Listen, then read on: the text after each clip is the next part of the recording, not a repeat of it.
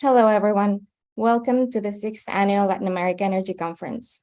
I'm Daniela Stevens, Director of the Energy, Climate Change, and Extractive Industries Program at the Inter-American Dialogue. I would like to start by thanking our sponsor, Chevron, and the program's Energy and Resources Committee members for making this event possible. The theme for this year's conference is Transformation Through Turmoil. Amidst a geopolitical energy crisis, regional political turnover, mounting climate impacts, and governance challenges, new energy investments face acute volatility and uncertainty. Despite this turbulence, the transition to renewable energy is progressing at an ever-quickening pace. In tandem with government decarbonization plans, private sector actors are implementing net zero strategies and deploying technological advancements that will further the energy transition and create a range of investment opportunities. With this context in mind, our first panel on geopolitical risks and opportunities will explore how the Russia-Ukraine conflict is affecting energy security and the energy transition in Latin America. Experts will discuss the impacts on renewables, on oil and gas exporters and importers, and will explore how leading economies are responding. Our second panel will focus on net zero strategies in the private sector.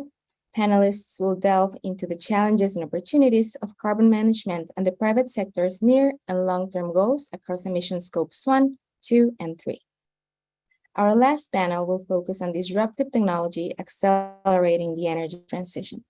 Panelists will discuss developments in innovative technologies both globally and regionally, as well as what governments and corporations can do now to increase their resilience and adapt to future energy systems. We're now going to turn to the first panel to explore the consequences of the Russia-Ukraine conflict on Latin America's energy security. I am delighted to introduce our moderator, Beth Urbanes. She's Deputy Assistant Secretary for Asia and the Americas at the Office of International Affairs in the U.S. Department of Energy.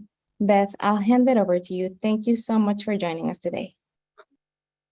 Thank you, Daniela, and I'm very excited to be back with the conference. It's one of my favorite events that we have every year, and very happy to be here and moderating this very important conversation, looking at the Russian invasion of Ukraine and regional energy security in Latin America. And I'm really happy and lucky today because we've got some great speakers who'll be participating.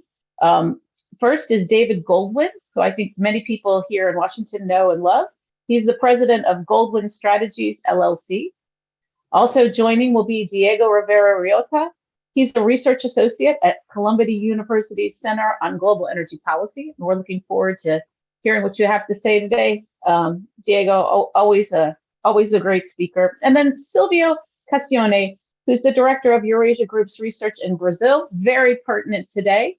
Obviously, Mr. Lula made a big impression at Sharm el-Sheikh at the COP yesterday, and so we're very, very much interested in hearing your insights on Brazil today. So with that, I'd like to just jump straight in, and I think I'm gonna pass the first question to David. David, the effects of the energy crisis have perhaps been most pronounced when it comes to fossil fuels. I think we'd all agree. Could you tell me a bit about how this current geopolitical context has affected net exporter countries? Great, thanks, Beth, and thanks to the dialogue for having me, and good to be on a panel with Diego and Silvio, and Beth, thanks for your long service now and in previous administrations too. So the energy crisis, which really refers to this dramatic escalation in oil and gas prices over the last year, was produced by two things. First was the recovery of largely the industrialized world from COVID. So we had a big increase in demand even before the Russian invasion of Ukraine. And then the Russian invasion and Europe's renunciation of Russian crude, the US banning the importation of Russian crude, has caused a significant displacement and a change in flows. And prices have gone from $76 and now WTI is about 86. Gas prices in Europe are through the roof as well. So that was the cause of the crisis. But in the hemisphere, for the net energy exporters, it has largely been a positive story. Now, I say a positive story in terms of revenues, but those who know the resource curse literature well know that just because a country makes a lot of money from oil and gas rents doesn't mean that it's not going to do other things like expand subsidies or invest in wasteful projects or overinflate the exchange rate and have other consequences. And so we can talk about that a little bit. But just to sort of move through the major exporters, for Brazil and for Brazil and Mexico, sort of two of the largest exporters, it's been very positive. Both currencies have outperformed the G10 and many other emerging markets. The real was up 7.2% against the dollar in 2022. They've done phenomenally in terms of revenues. I think Mexico earned and increased $22 billion just in the first 8 months of 2022. That's a 42% increase over the previous year. Brazil is not a member of OPEC Plus, so they didn't have to cut back their production, and they earned an additional $19 billion just in the first half of 2022 from increased rents. That's 30%. Guyana was a huge winner, maybe the fastest growing economy in the world, and based on, I think, something like a 57% increase in GDP. They got $1.25 billion, which is vastly more than they expected to earn. And not for nothing, half of the crude that Guyana is exporting is now going to Europe. Colombia and Argentina did a little less well, and that's because while they earn rents from exporting crude, Colombia in particular is an importer of natural gas. And so a lot of that increased revenue has been eaten up by natural gas. And they also have a very significant subsidy program, almost $6 billion in subsidies. So there's a fiscal crisis going on in Colombia, and I think it's, the benefits of increased oil revenues have not overcome that. Argentina, similarly, I think it's been a good year for YPF. They've earned $678 million in increased profits, but Argentina spends almost $5 billion in subsidies. So really, this is not a huge windfall for Argentina either. And even Venezuela, despite all the sanctions, is up sort of 6% in GDP. So it's been a mixed bag for the region. I think in terms of the longer term impacts, it's early to tell. And it's early to tell, I think, because we haven't seen how governments are going to respond, particularly on subsidies, and whether, when we get to talk about Mexico, whether they're going to waste a lot of these revenues in projects which may not be profitable for the country. But overall, high resource rents, good for as long as it lasts. Thanks, David. And Diego, I was going to turn it over to you. So I think we heard a lot from David about the impacts of for net exporters. Why don't you give us some of your insights on net importing countries in the region and the impacts that the price crisis in particular has had, in addition to the distribution crisis on the region? Sure thing, Beth. First of all, good morning to everybody, and thank you very much for having me. Thank you for the dialogue, for organizing this very timely and important discussion and exchange. And sure, I would like to take it off really where David left it on in the case of Mexico. But then I'll go to other fields. I think we should definitely touch, and we'll probably come back to the subsidies part. But in the case of Mexico, indeed, despite a 45% increase on revenue from crude oil, unfortunately, David, we're already seeing that extra revenue almost being completely gone away by spending more on oil imports, right? So like the balance between the imports for gasoline and diesel have almost completely vanished. Those 25 billion in the first months of this year to only 122 million US dollars. So they almost vanished away. But I would like to go back to kind of a more broader aspect. And so I would like to start on what has been geopolitically and in the global scheme, kind of like really the battlefield, which is natural gas, right? Especially in the markets. We've seen a lot of turbulence, particularly in Europe, but also in Asia, and particularly in emerging countries like Pakistan, Bangladesh, that have not only been outpriced of this fuel, they have been physically taken away from it. And this is a risk that developing countries, including in the region, may face. It's unlikely, but it's possible, I think, if the crisis gets worse and if winter gets really, really bad in either Northeast Asia or in Europe. And so what we've seen here is in the import side, we got the main LNG importers are Chile, Brazil last year. And in the case of Chile, they have a specific agreement or a specific position in which they are probably the ones in the region with the most solid long-term contracts that kind of like, it's a safeguard for them. They have long-term contracts with Cheniere, with Shell, so that allows them to enjoy a certain level of security. But normally they would like rely on the spot market for extra volumes that they would need to balance their power grid. And unfortunately, they're in a very tough situation there. So if they need those extra cargoes, they'll be in a dire situation, despite extra pipe exports coming from Argentina lately. And then in the case of Dominican Republic, Jamaica, Panama, increasingly, these small LNG importers, they're in a tough situation too, because they are normally getting their cargoes in the spot market, and they would be in a very complicated and expensive situation. Brazil, last year, Brazil had record LNG imports. They were facing these historical droughts, and they were balancing their power grid with LNG.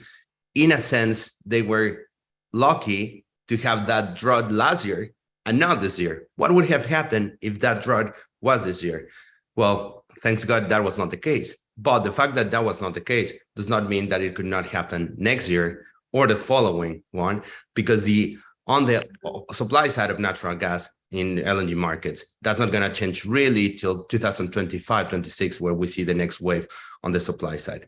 And then just briefly and then I would say, like, I would close with natural gas, just saying that for many countries in the region, it is a fundamental source of power, of electricity generation. With that then translate in an increasing net cost of generating that power. And just with oil products, and we can come back later if we're running out of time, but just Latin America is the single most important, it's a net importer region, and its main supplier is the United States. So just for gasoline, 96% of US exports of gasoline end up in the US. And the largest one is Mexico with 57% of total volumes. So that is absolutely massive. And for Mexico, that represents about 70%. You know, it has some seasonality, but about 70%. For diesel, the story is not that different. 83% of exports coming from the US end up in Latin America. And the two largest importers are Mexico and Brazil. Important Brazil, because we'll see that, and I'll be keen to listen what Silvio has to say about it. But diesel is a different story globally, and the US is facing a very complicated situation there, in a sense, because of this redirection of flows to Europe, because Russia was sending a lot of those diesel flows to Europe. So could we see some agreement, some rapprochement between Russia and Brazil with some Latin American economies in diesel, for instance, maybe with Brazil? Probably. I think like that's something that we could discuss with this redirection of flows and how that can play.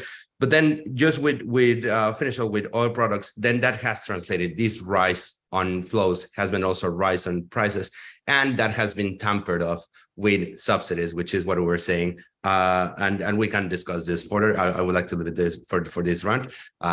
Thank you. Great. Thank you so much, Diego, for those insights. Sylvia, I wanted to give you a chance to respond to this set of questions as well. Sure. And first of all, thanks for having me here. It's a real pleasure to represent a Eurasia group in this discussion. So Brazil is in a unique position because it has abundant natural resources. It's a net exporter in many ways, but it relies on imports of diesel and relies on imports of LNG. So in many ways, it's vulnerable to the global scenario, the global shocks. And regulators this year they have responded, have tried to hedge against the most the biggest consequences of those global shocks. And on diesel, for example, regulators were constantly trying to understand the necessity of higher strategic reserves by companies to mitigate the risk of fuel shortages. And Petrobras, the state company, during the Bolsonaro administration, tried as much as possible to keep local prices aligned with international prices. So that would prevent shortages, given Brazil, despite having abundant oil reserves, doesn't have enough refining capacity to supply the local markets. On LNG, Brazil was lucky this year that water reserves were high enough to keep the electricity system well resourced. But local discussions, regulatory discussions about future adjustments to Brazil's regulatory system still continued. So Brazil would reduce its vulnerability and its reliance on LNG imports. And you have two different dimensions here, which we can deepen in our discussion. The first one is about how to build the infrastructure to use Brazil's abundant gas reserves and reduce LNG reliance. Right now, Brazil has abundant natural gas reserves, but doesn't have the infrastructure to bring that from the coast to the countryside.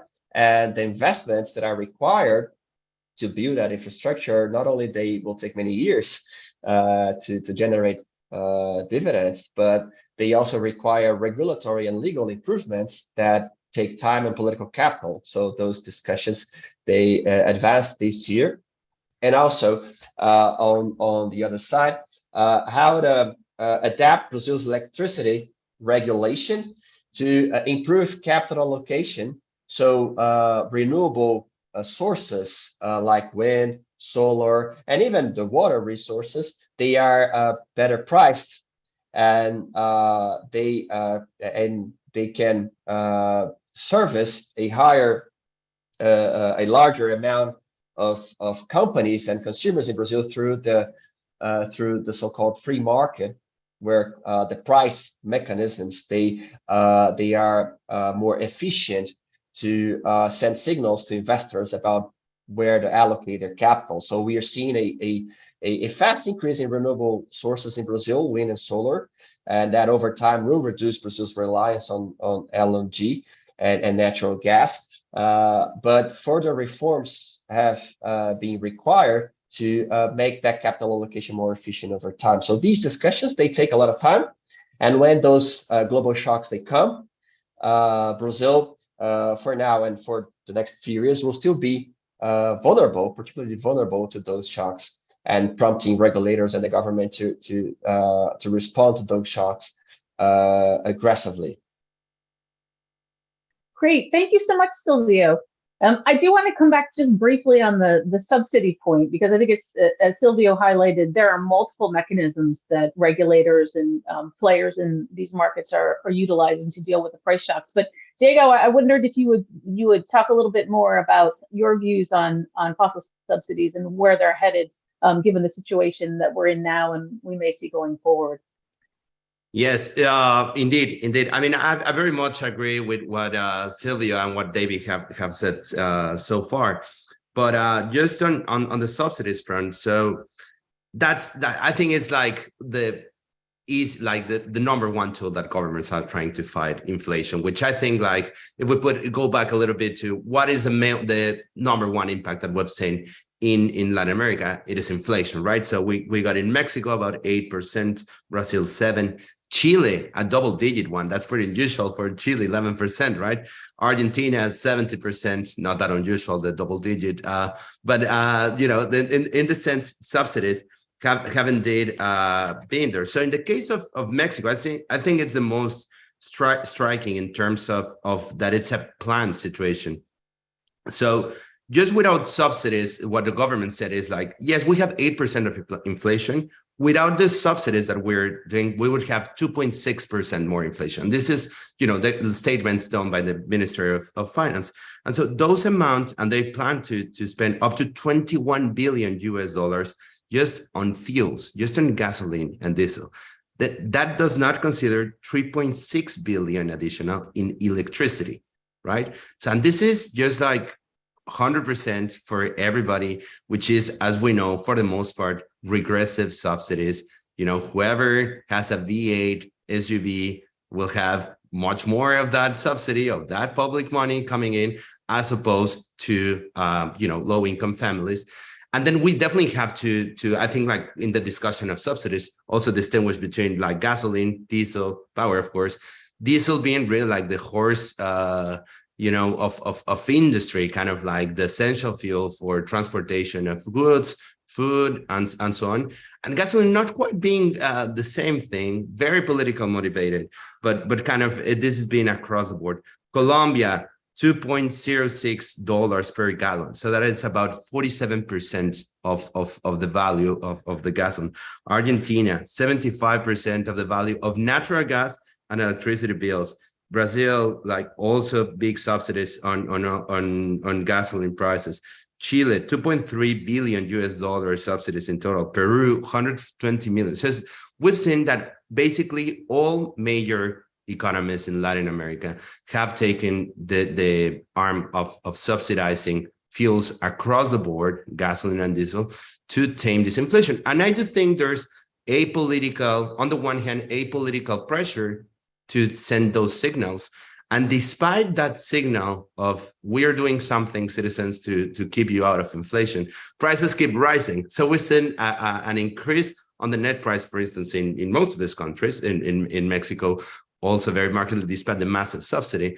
But at the same time, you know, there's a fear that we've seen in the region, also in other parts of the countries, like in Ecuador, of social unrest, of protest, and of that going there.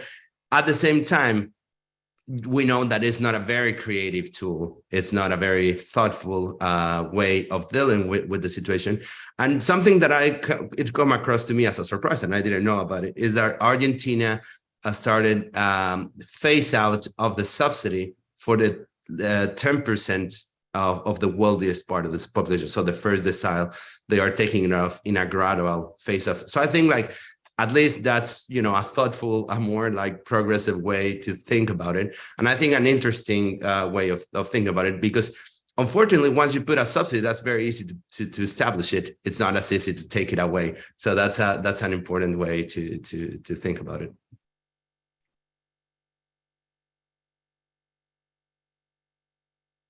Thanks so much. I'm going to move to another question, but I do want to remind the audience that if you have any questions for the panelists that you think about as you hear them speaking, please go ahead and put them in the Q&A area or the chat, and we'll try to get to those and make sure that we have some interaction, obviously, with the audience today. So with that, David, I'm going to turn to you. And you know, I think obviously, we see some pretty dramatic impacts in the hydrocarbon sector.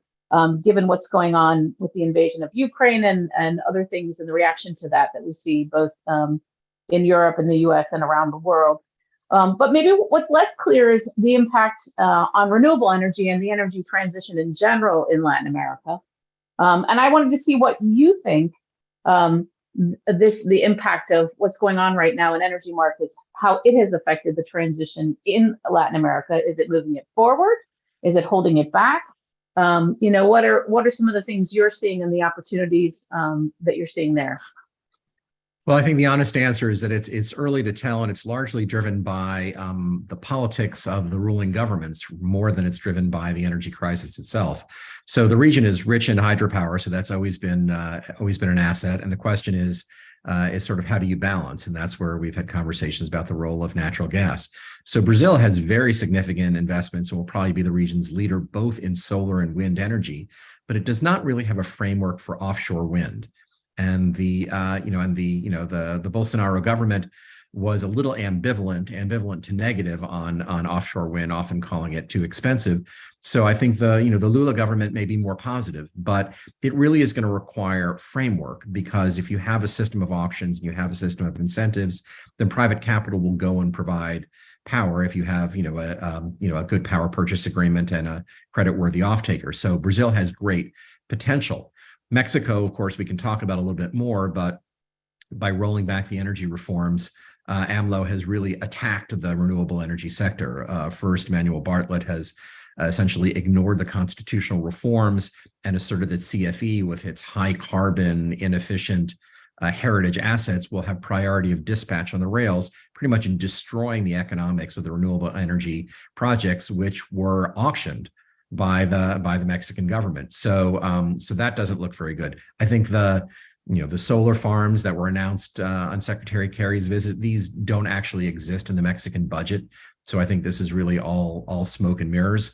And of course, the attacks on regulators, the attempts to use extra legal methods to roll back the constitutional reforms, make any kind of investment in Mexico unlikely, I think, in the energy sector, unlikely till the next sexenio, and we'll see what happens. But I think a change in policy is probably not likely. I think the issue for the rest of the region is whether they will have the framework to attract private capital, because constrained budgets, high energy prices are constraining governments from Central America and the Caribbean, to the Andean region and parts of the Southern Cone.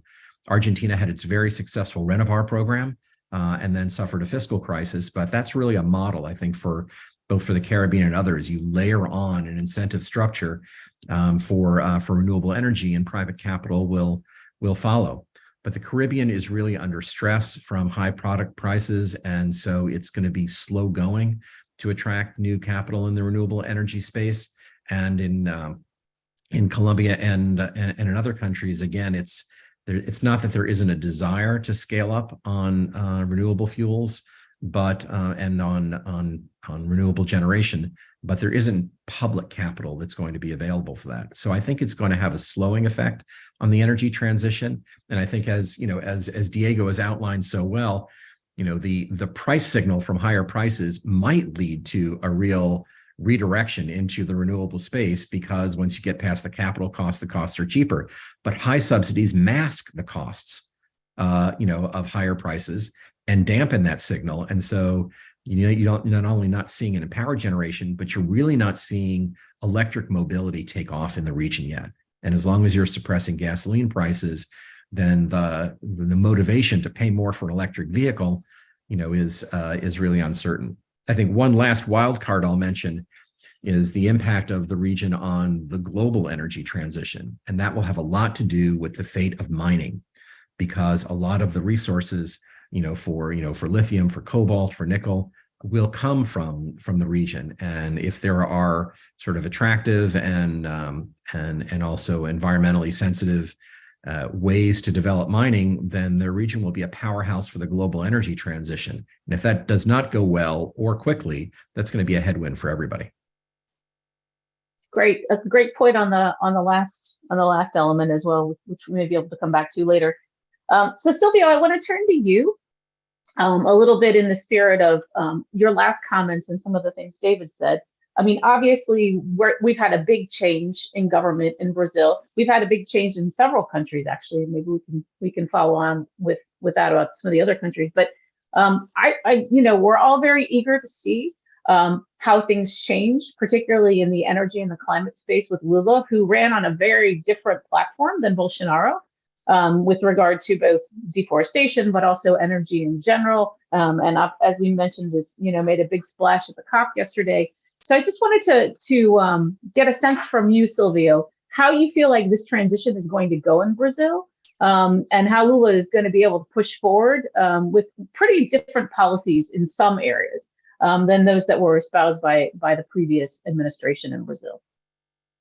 Sure, no, that's a very important topic. And first of all, it's important to keep in mind that a lot of the excitement around Lula's participation at COP was related to the deforestation issue, which is the core of Brazil's climate pledges. Brazil's climate pledges are mostly dependent on deforestation control and the use of land. The idea that Brazil needs not only to curb deforestation as quickly as possible, but also to restore many forest areas. And that requires very strong law enforcement and investments in command and control operations. The Bolsonaro administration had a very poor track record on that front. So it lost credibility on the climate pledges, and Lula is bringing a new turn in Brazil's environmental pledges, and that is a separate issue. That is a separate issue of the energy transition area. In the energy transition area, Brazil's climate pledges are not very closely related to that. Brazil already has a very green energy mix in comparison with other countries. But for Brazil, the energy transition story is a very big opportunity, actually, because Brazil can leverage its natural resources, its competitive advantages to also attract a lot of investments and be a regional and even global leader in many fronts, and that is not lost in Lula's mind, in the PT's minds, and so how they will try to leverage that. And here the answer is also a bit more complex, because on the one hand, Lula's administration, they understand, or they seem to understand, that the private sector must play an important role, because it will be important to attract the massive capital needed to invest in many different fronts. So many of the reforms or the regulatory discussions that have been moving on in Brazil about creating the conditions for the markets to come in and build the infrastructure needed to increase renewable energy, they will continue under Lula administration, and in some cases with stronger political alignment. That's the case of offshore wind energy, for example. The Bolsonaro administration was, as David said, ambivalent, but to negative, because they saw that source of energy as costly in comparison with other sources of energy, even in comparison with onshore wind energy. Whereas Lula's team, they have stronger conviction that offshore wind energy must be that must receive investments, and those investments will not only come from the public sector, but will also have an important private participation. So they want to move forward on that regulation. They want to move forward on the new framework for energy distribution in Brazil, to increase the participation of the free market, to improve capital allocation. So on the one hand, some of the positive reforms that will increase the participation of private money will continue to move forward. But on the other hand, they will also bring a much stronger involvement on the public sector, and an involvement not only in regulation and strategic planning, but first and foremost with money, with direct investments through Petrobras, through the state company. The budget is tight, so the government doesn't have a lot of money. They needed to pay attention to their fiscal accounts, which are generating a lot of anxiety in local markets.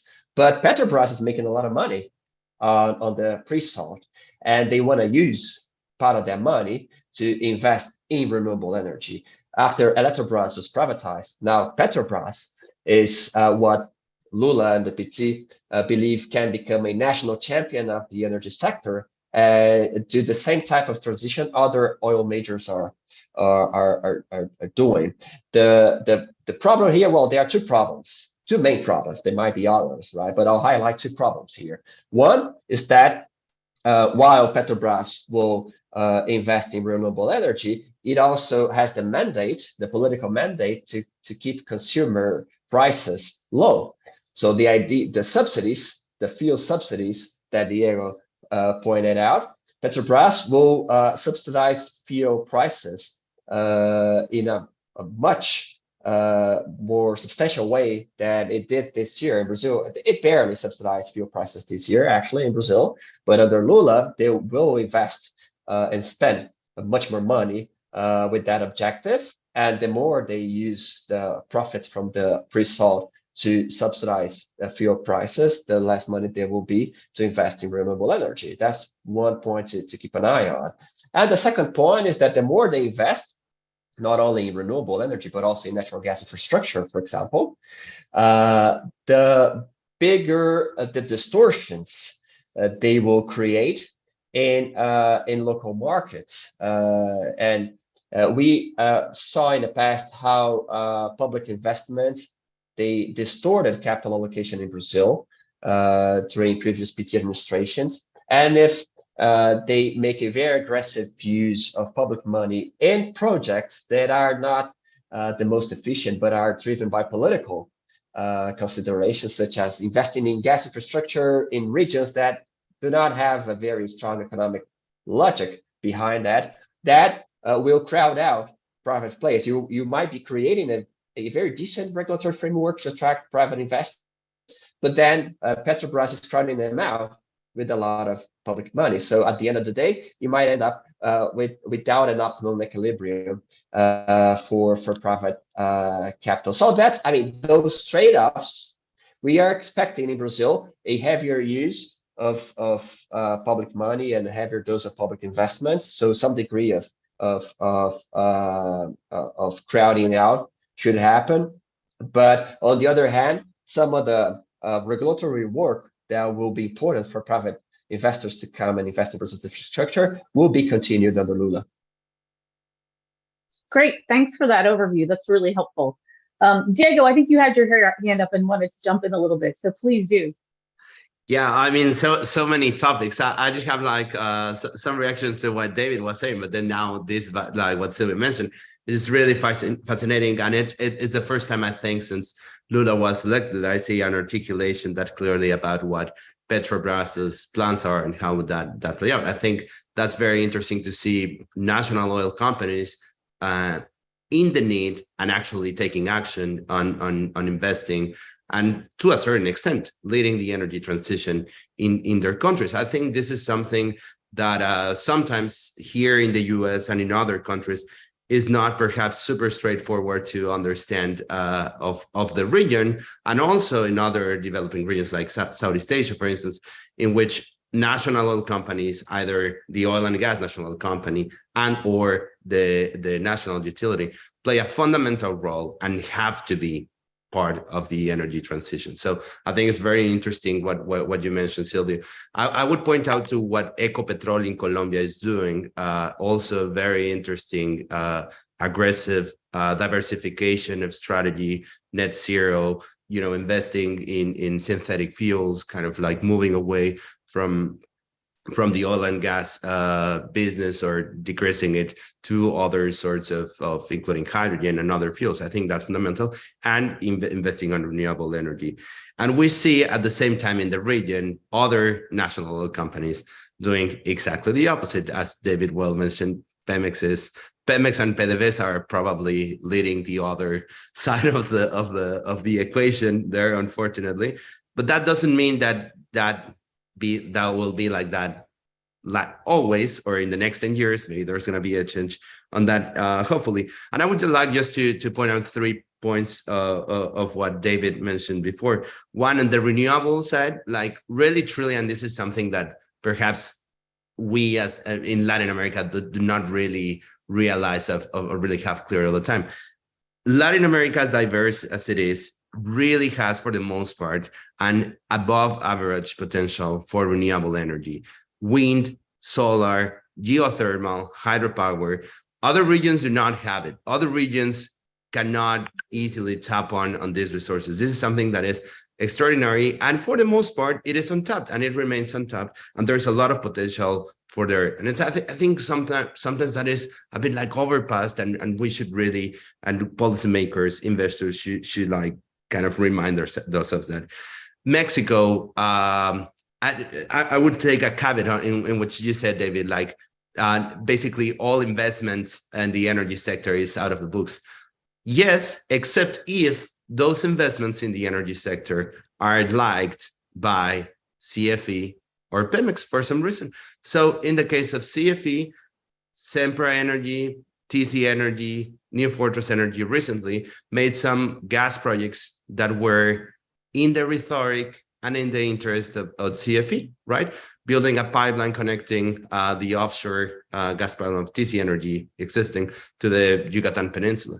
They did like that. That's moving ahead. Sempra is building the ICA facility, liquefaction gas, and they are playing this rhetoric of excess capacity on the national gas or pipe system. They like that. That's moving ahead, right? New Fortress Energy, kind of they play smartly with a couple investments there. That's moving ahead. So that's not, you know, like it has some points there.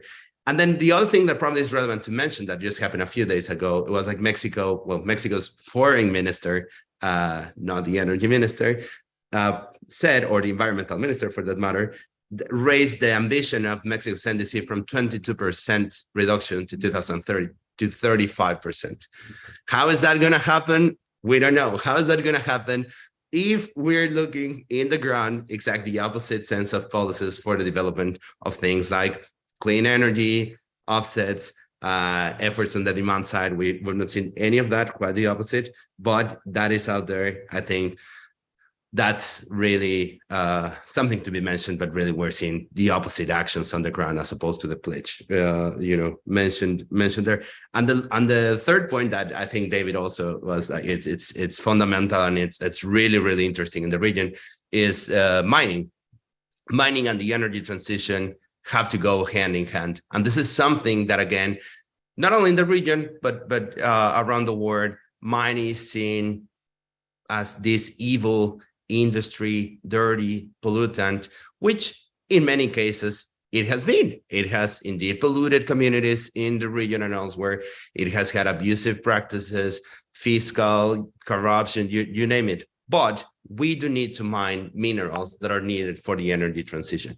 We need copper, we need lithium, we need cobalt, with nickel. And not only we need them in massive amounts, double, 3, 4, even 10 times more than we have it today.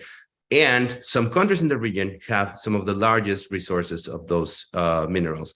Peru and Chile, 40% of world production of copper. Lithium, massive resources in the so-called like Southern Triangle, right? Like Chile, Argentina, Bolivia. Mexico, some lithium there, not as much as probably the government is saying as some sources, but there's some lithium there. So that's really something that we should be looking with much more detail. And not only on the mining side, but also I would point out on the processing and refining of it, especially considering the integration of the hemispheric environment. Let's remember that China concentrates about 90+% of the refining and processing capacity of these minerals, right? So that needs to be out.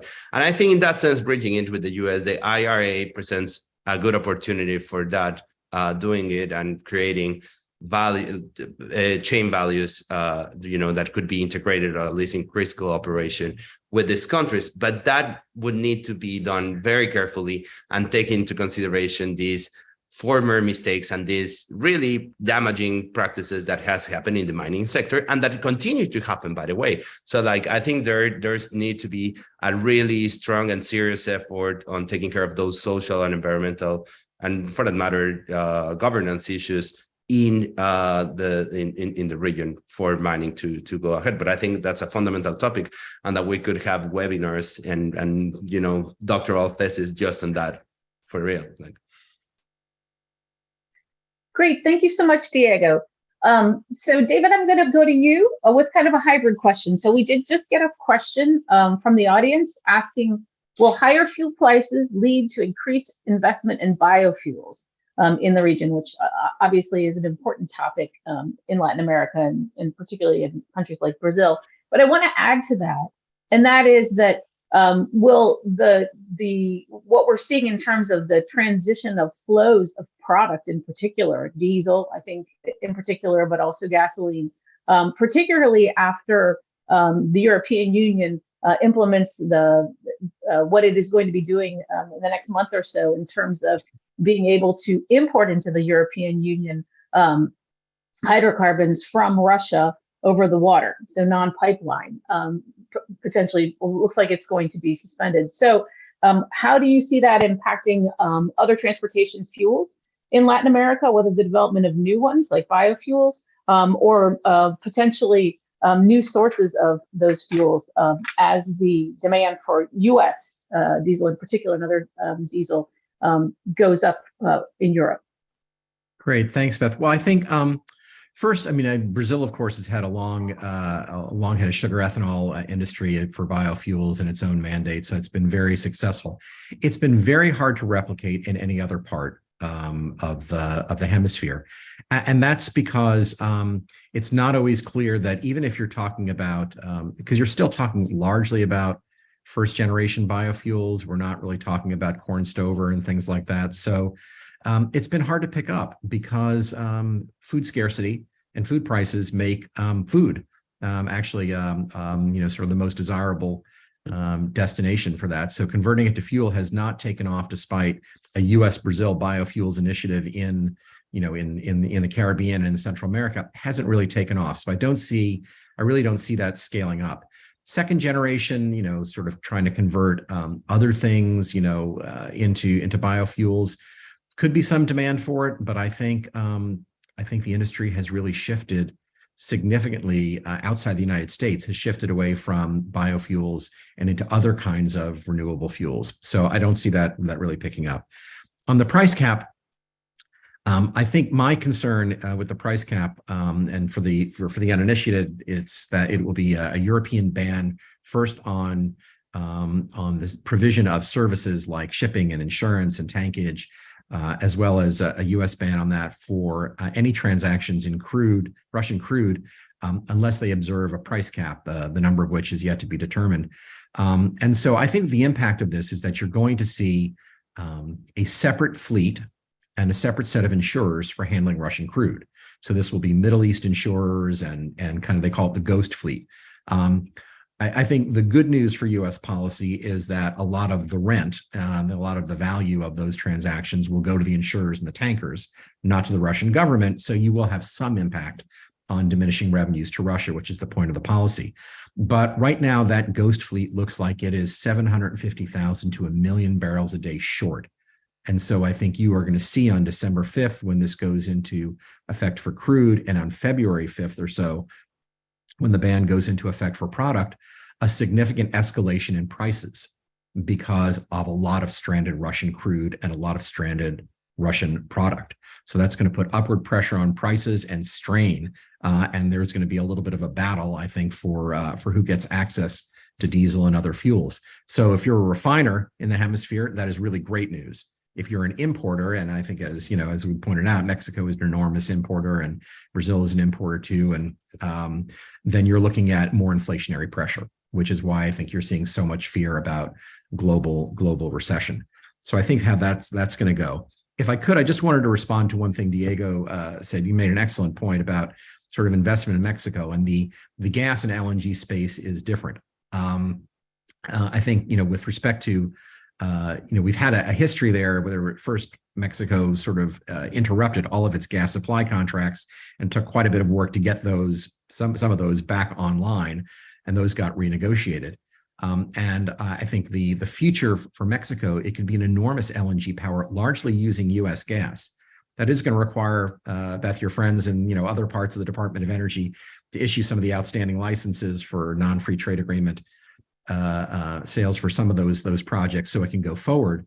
But Mexico right now is using only half of the cross-border pipeline capacity that's available. There are 14 potential LNG projects in Mexico. Only 2 are under construction right now. And so there's a lot of potential there, but Mexico needs to be easier to deal with and respect the rule of law in order for that to happen. But I think it is a bright spot. The New Fortress project is interesting because it's in a place that AMLO likes. And so that's why they've signed that deal. And I wish TC Energy luck, on that project, because who knows what will happen in the next sexennium and whether that will be as desirable. You still have to permit it. You still have to build it. You still have to, persuade Mexicans who are seeing blackouts because of lack of natural gas in the domestic system that it's okay to export, and that has to be politically acceptable. So a lot of hills to climb on that one, but it's true that is an important exception to that space. And just to make one other point, on Mexico underperforming, Beth, your NREL colleagues put out a really spectacular study very recently, which talked about the potential, the technical potential in Mexico is for 24,916 gigabytes of solar energy. 3,600 gigabytes of wind, more hydro. It could be a real clean energy policy, and Mexico could create something like 17 billion in new investment opportunities, 72,000 jobs. It could meet its climate change target, something like 180 billion benefits from cross-border transmission. So the upside potential in the hemisphere, but in Mexico in particular, is really spectacular. It just requires framework and a change in policy. And I guess it's my hope for Mexico in the next sexenio that the new president, even a Morena president, will see, that there are benefits and CFE's heritage problems might be fixed, and there might be a different policy possible going forward. But it is true, I think, as Diego pointed out, the potential is really enormous. The framework is not quite there to attract all the capital you need, but it could be. Great, thanks, David, for those insights. So we have two more questions from the audience. So maybe we'll try to get these answered and we'll wrap up. And I'll read them both out, and then I'll go around and let folks respond. So the first one is, will Mexico benefit from nationalizing lithium? So this gets back to, I think, something that David and Diego have definitely talked about, which is critical materials in mining. And so what is the best approach in terms of trying to get those resources, which are plentiful in Latin America, get those developed? Is it a nationalized approach? Is it a different set of incentives? So that's the first question. And then I'll do a lightning round with the last question. So Diego, can I turn it over to you? Sure thing, Ben. I would say absolutely not. I think the effort and the aim for that is to have good governance, and to say, like, do not, it's under this rhetoric that do not let foreign powers or these rapacious, huge industries take over our resources. It comes from that rhetoric. What I think it needs strong governance, and it needs private investment as well. There's not enough money on the public budget, especially not with all these subsidies and all this inflationary expense that we're talking about, to do everything. So you need to work together with the private sector to put their money in. And you don't need, strong governance as well from the public sector. And I do think that can be done in the measure of what we were saying and discussing about, like, strict social, environmental standards. But you got to work together with them. We don't even know for detailedly how much lithium is there. What's the quality of that? How much would it take to actually extract it, process it, and so on. So I think, first of all, we need to lay out an environment and a framework that allows for those investments to happen. And then I think it's necessary to strong governance for that. But that is done through robust state action too. You need to build up agencies, human resources for that, regulations, but not forbidding other actors to come in. And that's my view. Great. Sylvia, I want to give you a chance to address either the critical materials issue or the biofuels issue, given your expertise with Brazil, which has both. Thank you. And the biofuels, Lula's transition team is already reaching out to the sugar and ethanol sector. They've already invited some key stakeholders in the industry to participate in the transition team, which shows Lula's intent on building a stronger relation with these sector. The relationship was kind of complicated. Lula was very proud in his first administration about Brazil's potential to become a global leader in biofuels. But then under the Rousseff administration, and after the pre-salt discovery, the oil and gas policies in Brazil and all the subsidies on gasoline, they hurt the sugar and ethanol sector very badly, and they were traumatized by that. And now Lula is reaching out again to them, saying that despite his idea to subsidize gasoline and fossil fuels again, that he won't endorse this aggressive subsidies to those fuels, and at the same time he wants the ethanol sector and biofuels in general to play an important role in the energy transition, and Petrobras must play an important role here, and investing part of the budget Petrobras will have to invest in renewable energy can be devoted to investments in in biofuels as well. An important signpost to watch will come early in the next couple of months on the biofuel mandate that is set to increase in Brazil. Biodiesel mandate is going to increase from 10% to 14% by law. That will generate some price pressures and some logistical challenges, and there will be a lot of pressure from some players, especially distributors, to postpone that increase. But Lula will come under a lot of pressure from biofuel producers to keep that mandate in place. So let's see how Lula responds to that dilemma, and we'll understand how close his relationship will be with that sector. And critical minerals, I think then here the investment curve, Brazil is a bit it still needs more investments and more regulatory improvements to start tapping these abundant resources as well. There's interest in the administration to develop that and increase investments in that. And also this has to do with fertilizers. So a very important issue for Brazil as well. It's exports and on food security issues. But here we see this is a topic that has gained less attention from the government in general and on the team. Great, thank you. Okay, so we have 1 minute each for you guys to respond to the final audience question. So we'll start with you, David, then go to you, Diego, and then Silvio to you. And the question is, did energy security issues caused by the Russian invasion of Ukraine overshadow climate commitments at COP27? David? Well, I think the answer might be probably yes. I don't know whether overshadow is too strong a term, but there is no question that energy security was already going to be on the agenda at Sharm el-Sheikh, because African countries in particular and a lot of the less developed world came in saying it's not fair to punish our hydrocarbon industries, which are important for revenue. It's not fair to deny us access to gas because we need that for development, and our energy security, access to affordable energy, is really key. And that feeds into loss and damage and some of the other issues that are there. So I think, loss and damage is number one. Show me the money is, probably number one. Loss and damage is number two in terms of the agenda there. So climate is still, of course, first and foremost, but the just transition and the right of those other countries to have energy security and do climate, I think, has really dominated the agenda. And I think the Russian crisis brought it home to Europe and to the United States as well. So I guess that's a qualified yes. Thanks, David. Diego, what are your thoughts?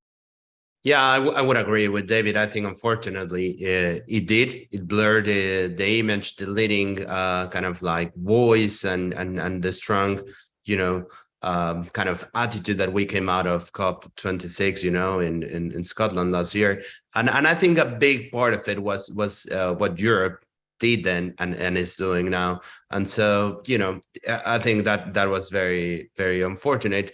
And perhaps there's an acknowledgement, and hopefully for the best, to have a strong and robust, frank dialogue with the developing world, and kind of like this, high importance of just transition, but also like on actually taking to action these pledges on financial investment from the developed world to the developing country. I think that's absolutely necessary. And maybe this provides a not ideal, but a good framework to have that discussion on the action in that sense.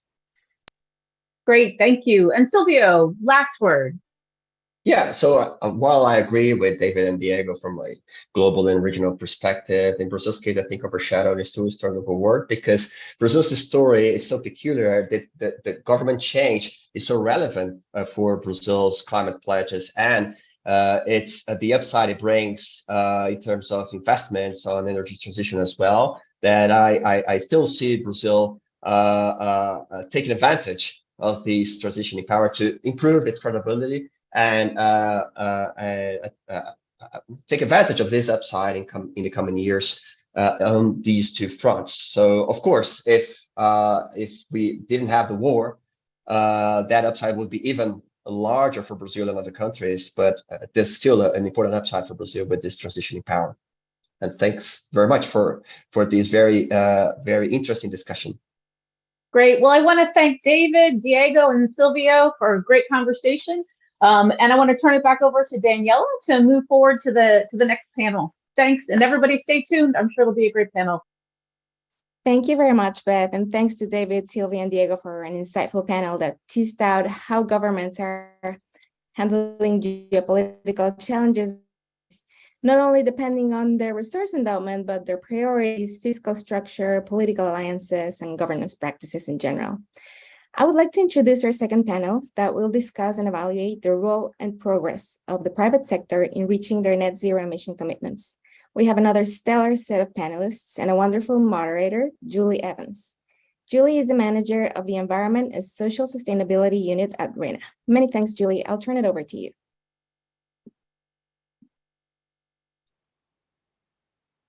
Julie, I believe you're muted. Good morning, good afternoon, everybody. My name is Julie Evans, and I will be moderating this live session, Path to Net Zero Emissions in the Private Sector. We welcome and thank you our panelists, Barbara Blakely, Shell's Corporate Relations Director for Latin America and the Caribbean, Tara Wellick, the Sustainability and Impact Director at the Amidst Group, and Rosanne Franco, Corporate Sustainability and Climate Change Partner with ERM. We thank you for being here today. Before we start, some housekeeping notes. The conference, for those of you joining right now, the conference is being recorded and will be made available for later viewing. We have a section for submitting questions, Q&A section in the Zoom section.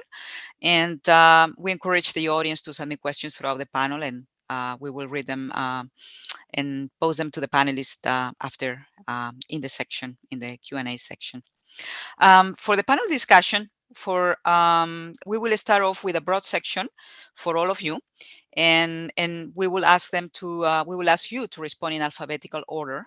So that would be Barbara, Tara, and Rosanne. And then I will proceed to ask you targeted questions according to your expertise. And then we will have Q&A, and then we will have additional questions if time allows. So the broad question. Latin America has a ways to go compared to other regions in the world, and the transition to net zero offers challenges as well as opportunities for growth. For example, expansion of industrial baselines, job creation, and opportunities for new players. So I know each of you has a unique perspective on this topic, and I'd like you to tell us what is what is your day-to-day, what is your role, day-to-day experience with net zero in your work. So I'll turn it to you, Barbara, then Tara, and then Rosanne. Thank you, Julie, and thank you to the dialogue for this invitation. I do apologize. I have laryngitis, so I'm struggling with it. So I hope this goes well. Well, let me first say it's so amazing to be in a panel, and no ill intent meant, but it's just women in this panel, so it's quite unique. I don't think I have many opportunities of being in panels with just women, so thank you very much for organizing it. So I am Barbara Blakely. I am Mexican, and I'm currently leading corporate relations for Shell in Latin America and the Caribbean. I think my unique perspective has to do with the fact that I've been involved in the climate conversation in Shell since 2006, and I've seen the journey we've gone through, not only in Latin America, but around the globe. I've had positions with responsibilities all around. So it's been quite an interesting journey, both from a societal perspective and from a company perspective. So very much looking forward to this conversation. Thank you, Barbara. It's very good to meet all of you. And Barbara, I had the same initial thought as I saw the screens pop up. So thank you, Julie, for convening all of us together. So I'm Tara Gielig. I'm the Director of Sustainability and Impact for the Lightsmith Group. And the Lightsmith Group was founded in 2016 as a private equity firm. We are focused on investing in companies that offer technologies that help to either mitigate or manage the impacts of climate So we are really adaptation focused, but one thing that we've found as we look throughout the pipeline at these opportunities, increasingly adaptation and mitigation are going hand in hand. And so I think increasingly, policymakers are often in their silos looking at these as separate and distinct opportunities, but we're really seeing a convergence, and both the importance of integrating these concepts and that everything we do from a mitigation standpoint, whether it's building renewable energy assets or energy efficiency, if that infrastructure is not climate resilient, then we will fail in our goals as well.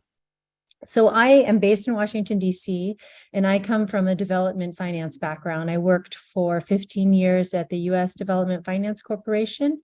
And just a bit about Lightsmith, many of our investors are governments.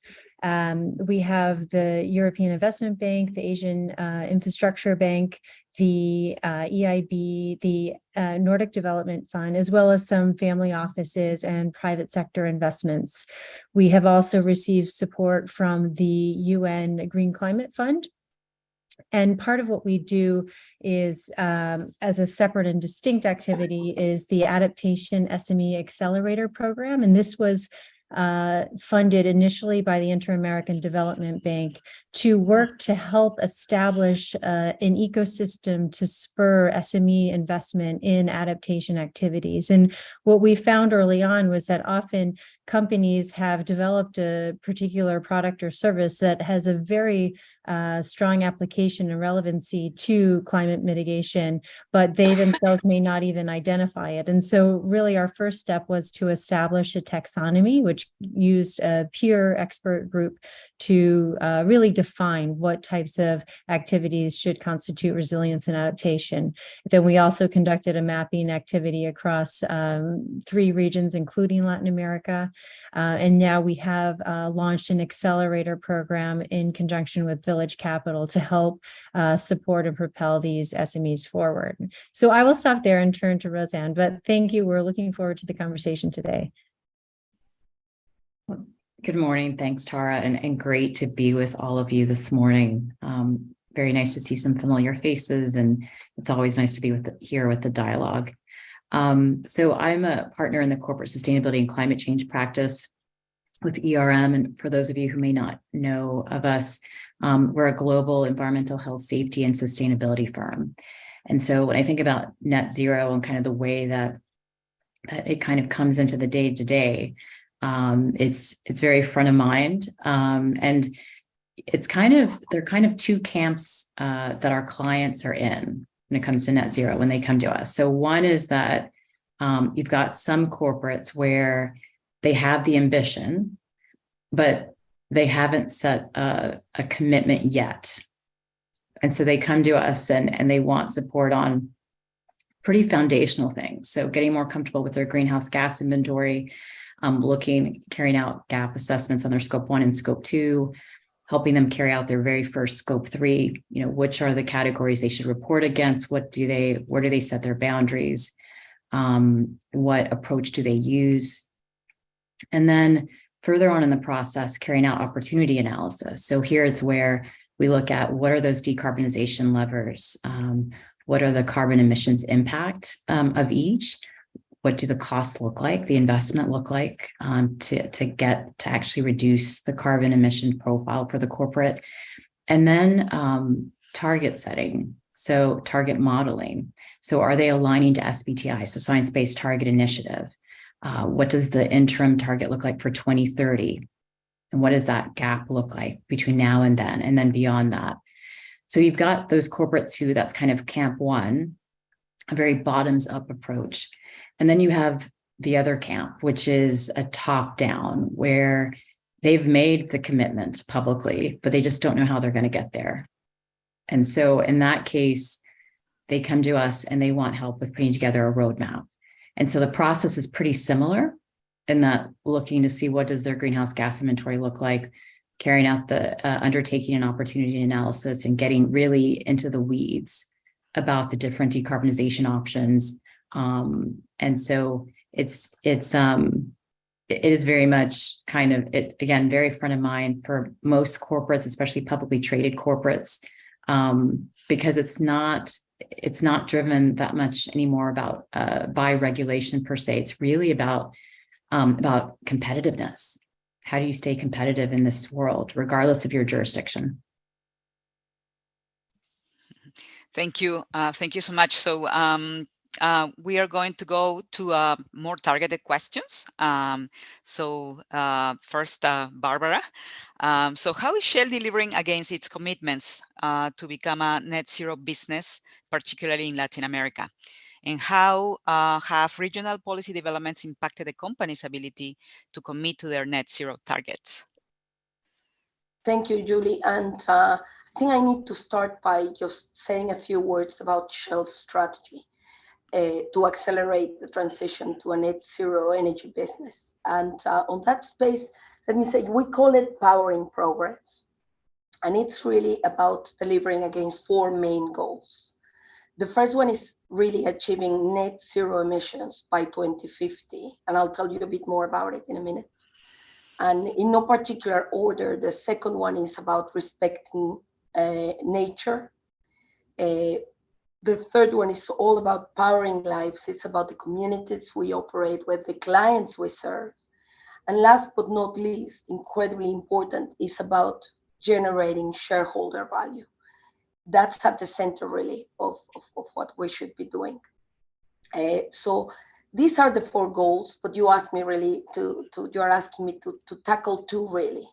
Let me start with our net zero emissions targets. So we announced that we want to be a net zero emissions company, energy company by 2050. But not only that, we also announced some interim targets on particularly scope 1 and 2. And talking about scopes, I know this is a very diverse audience, so let me just very quickly summarize how do we measure our emissions. So when we use the greenhouse gas protocol, as many others do, to bring transparency into how we do this.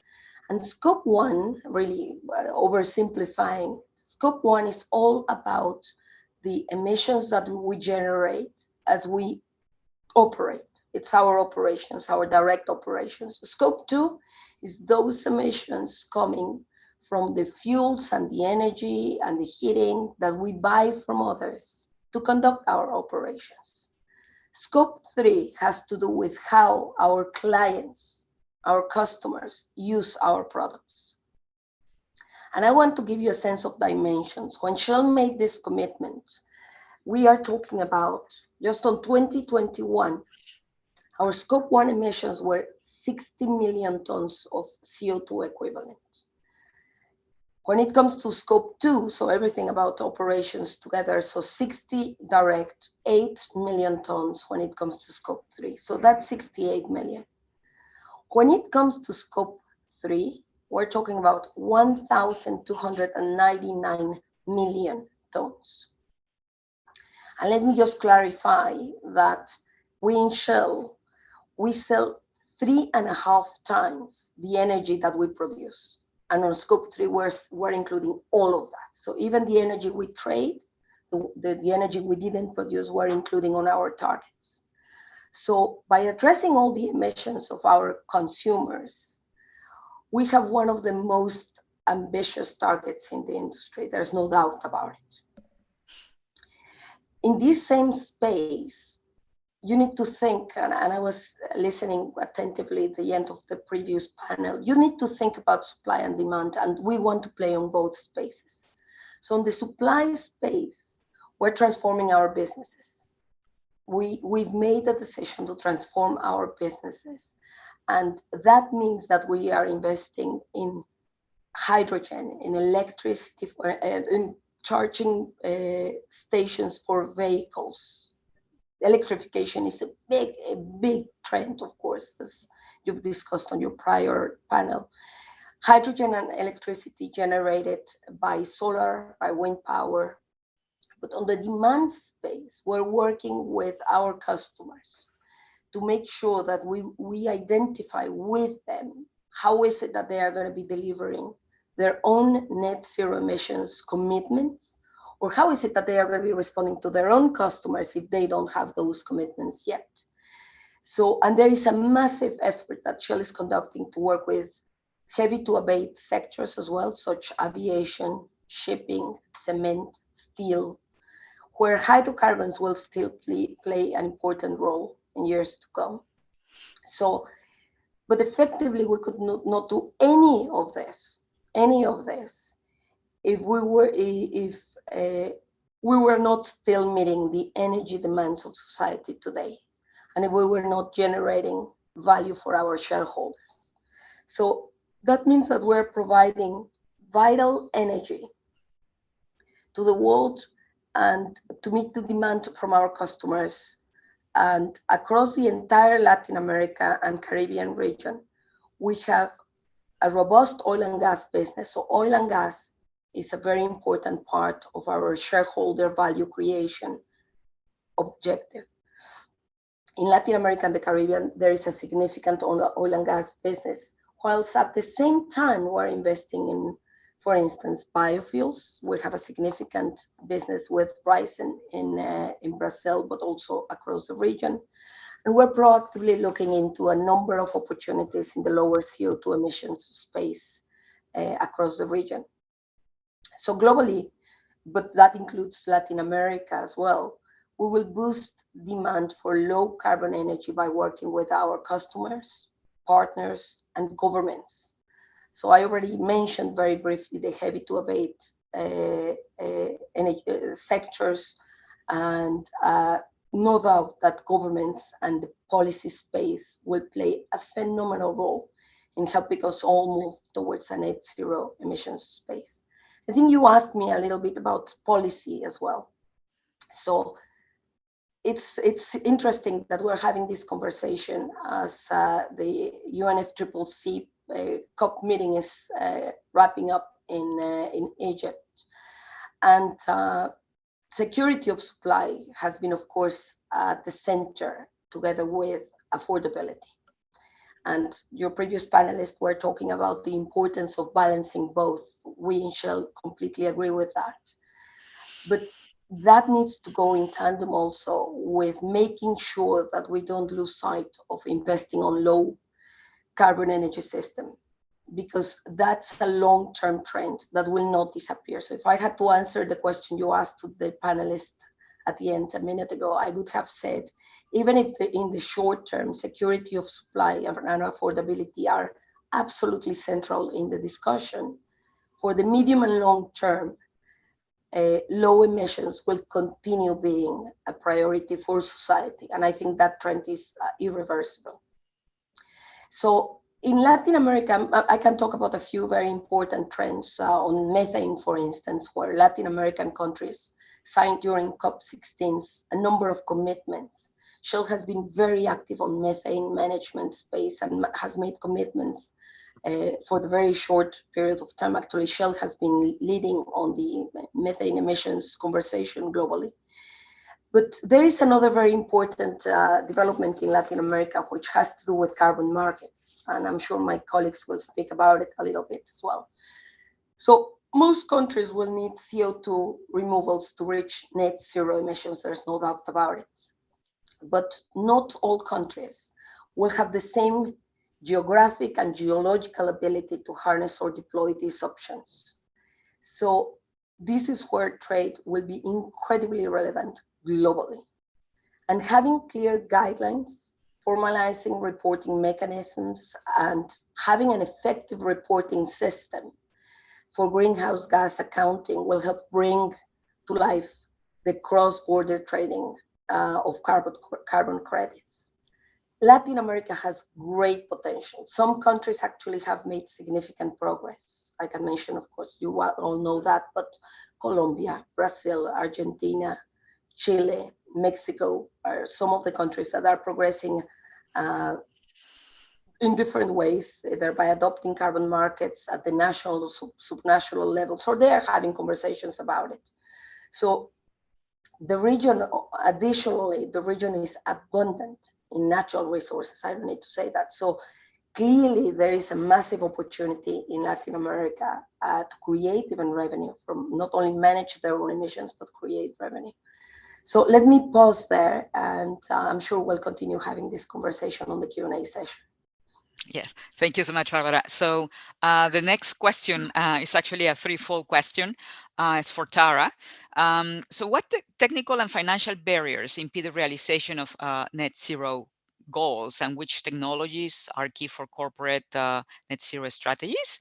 And how do you see private sector net zero commitments guiding investment choices in the region? Sure. Thank you, Julie. So I actually wanted to start just by zooming out a little bit and setting the context for what we can expect in terms of climate impacts to face the region. Latin America and the Caribbean is the second most disaster-prone region in the world after Africa, and over 150 million people have already been affected by over 1,200 disasters since 2000. The region is experiencing rising temperatures, more floods, more droughts, and these changes in both the frequency and the severity of extreme weather events are disrupting lives and jobs. And it's estimated that climate change could cost the region between 1.5% and 5% of GDP per year. So fortunately, all of the countries in Latin America have ratified the Paris Agreement, which aims to reduce global warming to between 1.5 and 2 degrees Celsius. And in order to achieve this, as we all know, the purpose of this convening today is really to establish how both governments, corporations, communities, et cetera, can all be successful in achieving the net zero carbon emissions reductions by 2050. With a significant reduction by 2030 as well. And so in looking at the barriers, I do think there are a general set of barriers when you're considering the private sector that apply across just development challenges in general. So thinking about the limited access to technologies that we have to manage climate risk. Many developing countries are limited by inadequate infrastructure, lack of resources, including information, analytics, and intelligence on climate impacts, and the ability for communities to enhance their capacity to adapt and change. And in order to be successful, we need to facilitate pathways to transfer this technology, this knowledge, and capacity transfer. There's also a reduced appetite, which I think perhaps could be changing and is a real opportunity here. But historically, commercial investors have had a low risk appetite for investing in these new technologies and these companies. And in general, SMEs face huge barriers in access to finance. The World Bank estimates that 40% of SMEs and MSMEs are credit constrained. And commercial investors are often hesitant to take on this new risk for specifically new strategies in already quite risky markets. And so governments here bear a significant role, both from a financial burden, as well as ensuring their populations and the social impacts of climate change are managed. But I do think there are a few points here from regulation and policy setting that can be quite successful. And the first is just looking at ways the government can support innovation in earlier stage R&D. Additionally, financing mechanisms that can help to de-risk these investments. And there's been a lot of innovation in this space, in part from the impact investing community, as well as the multilateral development banks, looking at concepts such as blended finance, for example, which might take some concessional capital and pair that with more commercial capital to catalyze and prove out the financial opportunity of a particular asset class or investment or initiative. And then again, just broader support for an enabling environment to bring along the private sector, given that it will be so key in order to achieve the scale of investment that really will be required to bring this goal forward. I also want to note that the financial sector is increasingly seeing climate as a risk. And for example, insurance companies or other long-term asset holders are beginning to incorporate this into a broader risk management system. So as climate becomes closer aligned with the basic business case, and it stays, is no longer considered a policy concept, but again, becomes more core to the actual investment decision, that again will further internalize the merits of these opportunities. And I think governments are also increasingly beginning to put in place requirements that will have both portfolio companies, markets, investors in general will have some disclosure requirements, which also will help both from a transparency standpoint as well as to drive investment. And then lastly, and in particular for Latin America, which is one of the most biodiverse regions of the world, I think the protection of natural carbon sinks like the Amazon, as well as further development of nature-based solutions is a real opportunity. There's a lot of there's a long financing requirement here and mechanisms that need to further catalyze in order to facilitate this investment, but it's a huge potential, one that's extremely effective from a carbon standpoint, as well as having broader resiliency and development merits as well. So I will now turn to Roseanne. Hi, thank you, Tara. So Roseanne, so let's talk about how businesses are developing their net zero pathways. What are businesses near and long-term goals across full value chains scopes 1, 2? And are net zero commitments guiding additional mitigation activities outside value chains, like scope 3, especially in the evolving regulatory framework, like as we mentioned before? Yeah, so you do see kind of a distinction, of course, between 1 and 2 versus 3. I mean, 1 and 2 is kind of you're a little bit, of course, more under the control of a corporate versus scope 3. And so some of the efforts that we're seeing to reduce the emissions for scope 1 and 2 would be, for example, improving energy efficiencies. So optimal, how do you optimize your current processes? We're also seeing fuel switching. So for example, going from boilers to electric heating, moving towards renewable energy where you can, going for a REC strategy, for example. And then some more ambitious efforts that we're seeing, particularly in the energy sector, is coupling CCS with existing operations, or well, as your operations grow and expand, which it does require a much weightier investment, of course. But I think, again, going back to the theme of competitiveness, it's something that the market is demanding. And so, for example, we've seen LNG projects that are now coupling CCS with the project so that the carbon that's emitted is then in the same project injected back into geological formations. And so it's becomes close to net zero in the process, which is what the market is wanting to see. So that's really, it is spurring some really interesting and much needed innovation on that front. And then to your point on scope 3, and as Barbara mentioned, it's a more complex effort. Again, the scope 3 is across your entire value chain, so suppliers all through customers. And so on average, that can be 5 times operational emissions. So scope 1 plus scope 2. And so I think by design, it is hard to move the needle with regard to scope 3. And so some of the things that we're seeing and some of the ways that we're working with corporates is helping to spur the conversations when it comes to new business models and collaboration.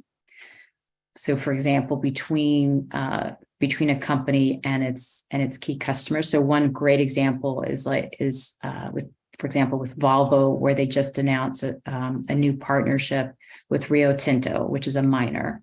Yeah. And so, in that case, Volvo is wanting more sustainably sourced lithium, aluminum, and copper.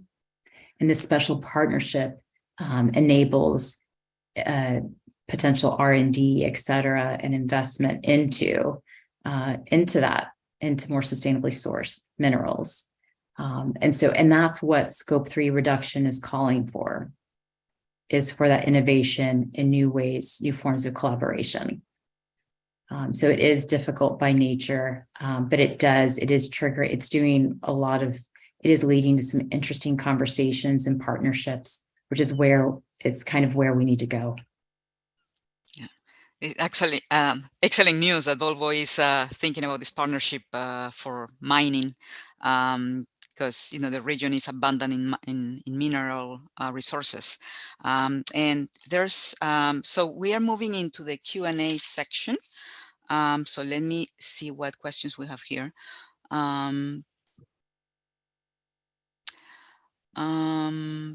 Yeah, I don't see the so we're moving to some questions here. So we're gonna go to these questions. What's China's role in the region? How does that play into net zero commitments? Anybody would like to tackle this question?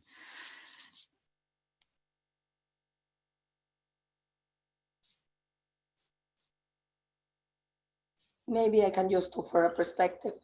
I confess I'm not a deep expert on the matter, but just very recently I was talking to a few people who actually know what this is about. And one of the key things that came to my mind is how important is the investment that China is making in Latin American, in the Latin American space, apologies, on sourcing actually critical minerals so they can process them, and how that's positioned them so uniquely on the value chain. And of course, with the new legislation in the US, there is an attempt to catch up with that. But I think the level of investment in Latin America for critical minerals, which, as you know, will play a massive role on the energy transition process. We need just massive batteries to store the amount of power and that will be needed. So it's really the next big thing, as you all know. So that's my 2 cents, but I'm sure you guys will have more insights.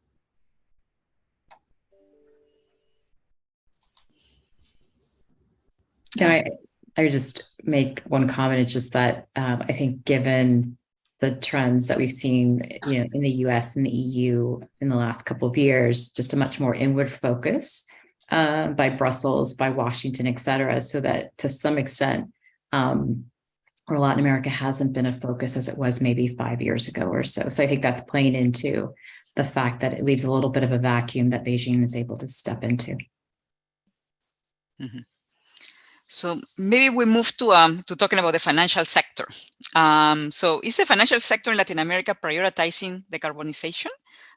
If not, do you foresee that becoming a priority in the near future? Yeah, I'd like to comment on this one, if I may.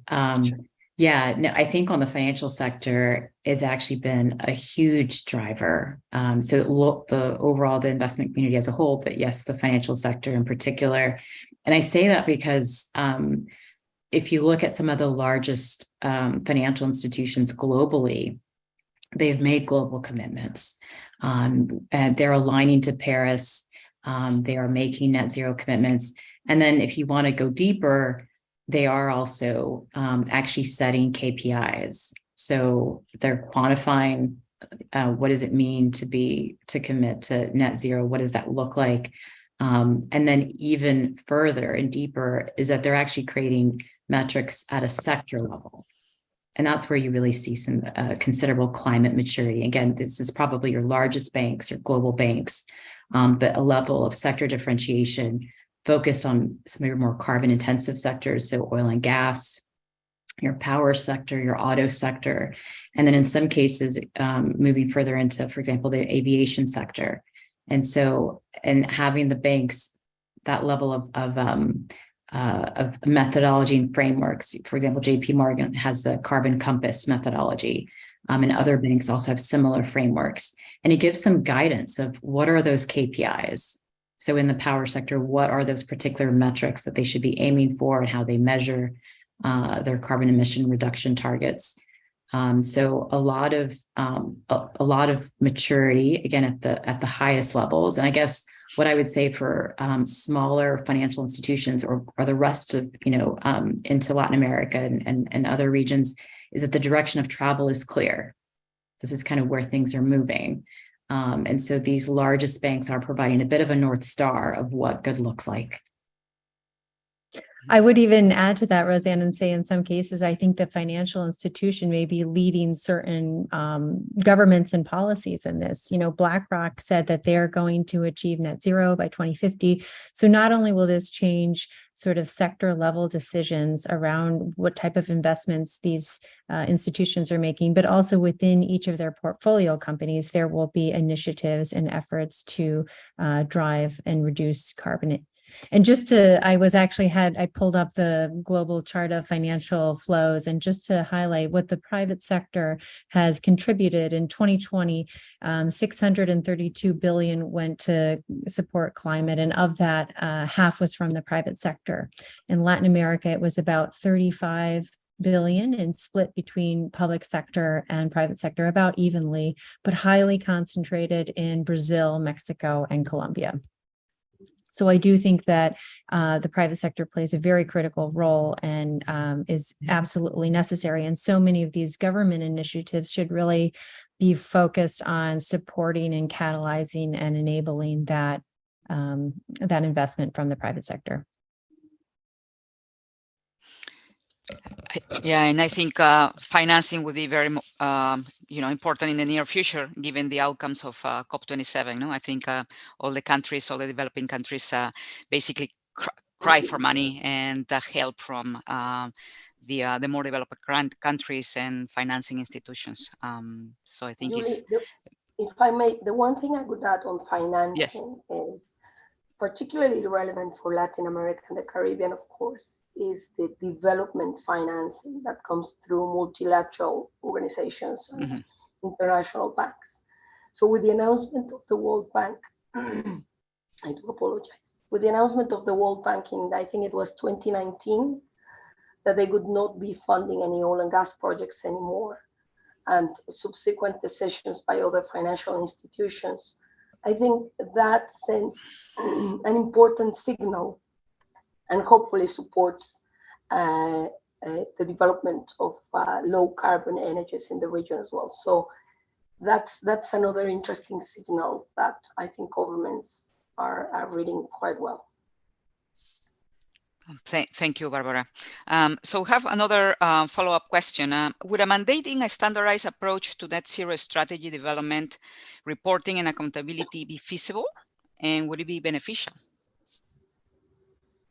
So as I have the mic, maybe I can just say a few words on that, if that's okay with you, Julie. Sure. So I think one of my colleagues was saying before that the international climate regime has shifted really in recent years from a top-down approach to really a more, which was based really on mandatory emissions commitments, to a system that is really largely driven today by pledges from governments and private sector, as I described in the case of Shell. So I think the world is moving increasingly on that direction, but you will always see a combination of both mandatory and voluntary commitments.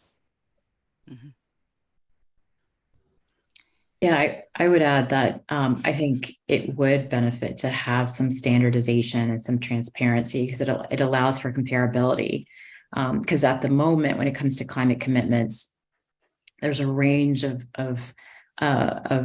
commitments as far as are there units? Is it based on carbon intensity, or is it absolute carbon reduction? A lot of times there isn't clarity about what the base year is, or which scopes in particular that the target is encompassing. Is it scope 1 and scope 2 and scope 3? And if it's scope 3, it's which categories? What's the target year? So there is a lot of detail that's still lacking and a lot of commitments. And so, for example, with what the SEC in the US has proposed, will provide to kind of help that process out and give some, again, that transparency, which is, I know the investor community is wanting to see, and it just makes a lot of sense to kind of level the playing field, so that there's that full, that companies are very transparent on what their commitments are. And then you're able to better measure that progress. Yeah. And as you said, I think it also helps with transparency and engaging communities along with with this. No, and we got a question from the audience. Question from a YouTube viewer: are consumers in Latin America pushing companies to put out the net zero commitments or other ESG strategies in the private sector? Who would like to tackle that? So again, are consumers in Latin America pushing companies to put out net zero commitments or other ESG strategies in the private sector? So I'll say, just from our experience, one of the biggest drivers has been the investment community and customers, as in you think about large scale customers in B2B. So for example, it can be like in the case of Rio Tinto and Volvo, where a large company is saying, we've committed to net zero. So they go to their suppliers and they say, you need to commit to net zero because we've committed, and you need to align with us to help us meet our target. So I think that is where we see kind of literally the rubber hit the road. So the investor community and literally B2B kind of customers pushing their suppliers, you've got to help us get to this because it's going to be hard to do it on our own.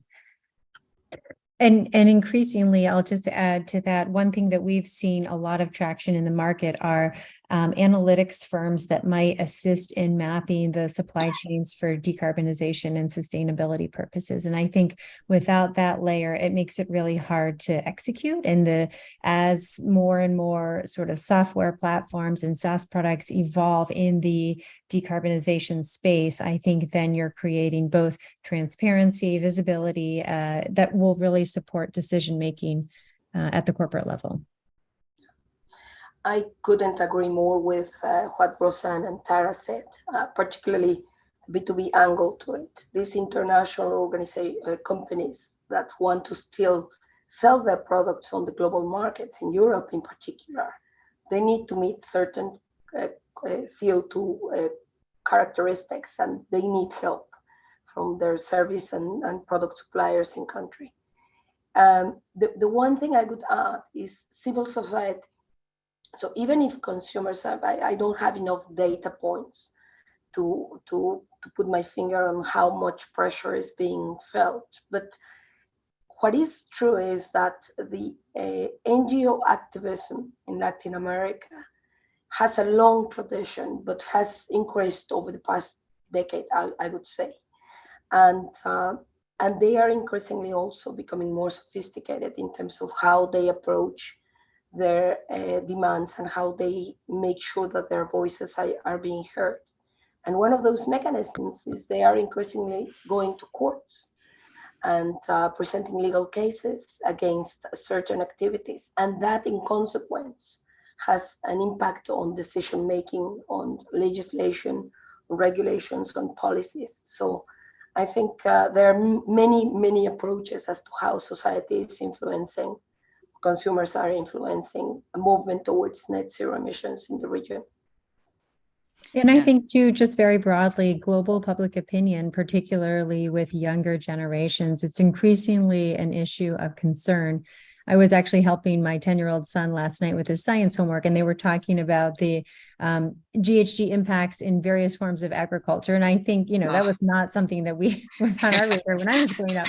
So I think increasingly younger generations are aware of this, and as consumers will be making decisions accordingly. So we got one more question from the audience. What technologies do we have to allow all companies to reach net zero emissions in hard to decarbonize sectors? Are there any innovative technologies that will be used in the future? What technologies do we have to allow all companies to reach net zero in hard to decarbonize sectors? So maybe I can start. So you heard me saying at the beginning that oil and gas, decarbonized oil and gas, will continue being part of the matrix, particularly because heavy to abate sectors, aviation, the energy intensity they need to function is quite high. So I'm not saying it's impossible. Shell, of course, Shell has done a few pilots using hydrogen and clean fuels for aviation, for instance. Aviation actually is making great strides, mobility as well. But I would say decarbonizing the product itself, gas, oil, decarbonizing it by either efficiency, as Rosanne was saying before, so scope 1 and 2 is something we all need to do, and I think companies are chasing now the most efficient barrels all around.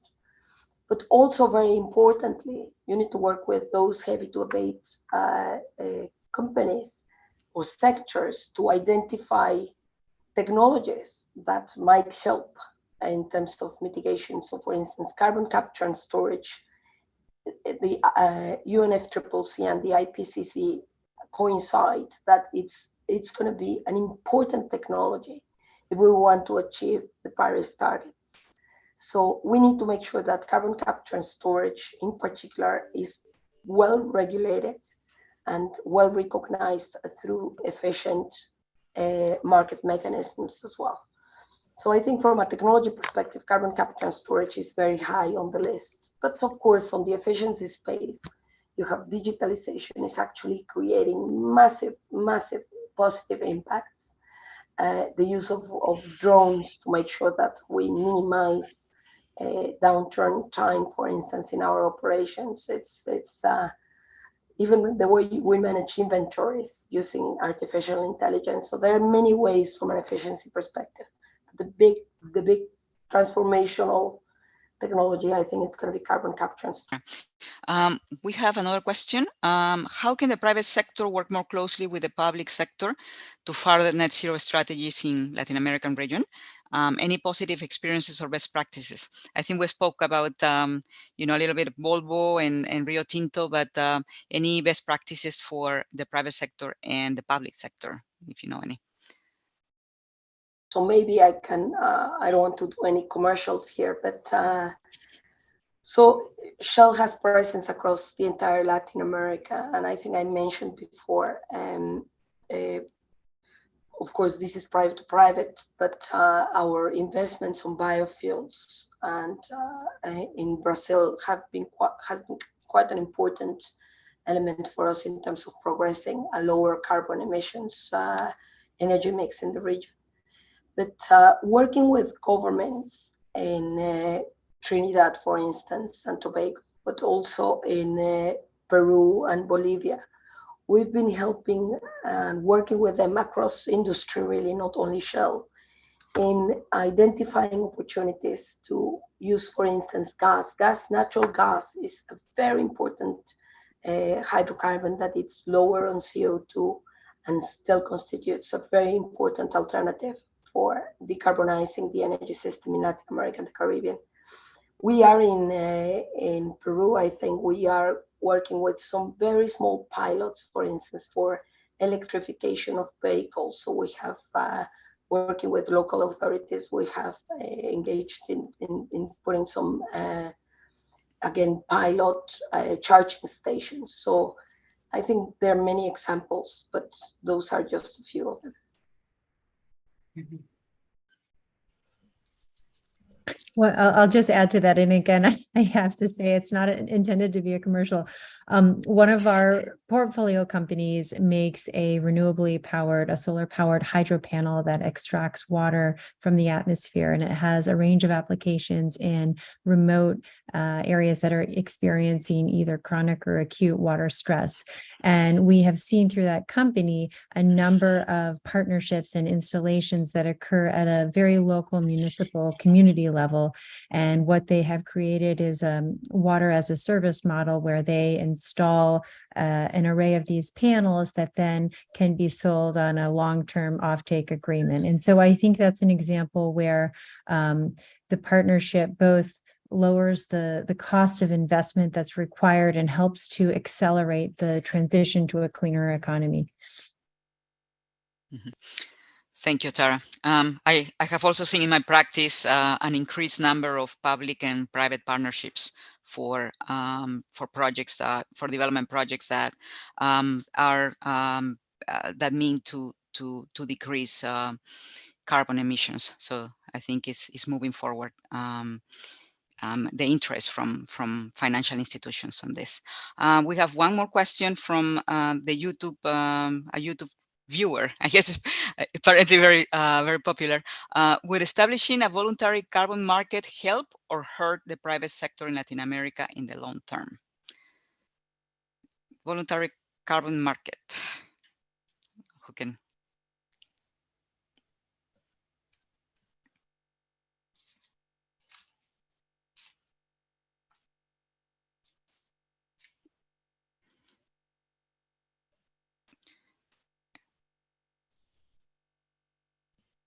So rather than comment on if it will help or harm, I think the important thing in any kind of carbon market is ensuring that there is validity and rigor to the methodology that helps to support.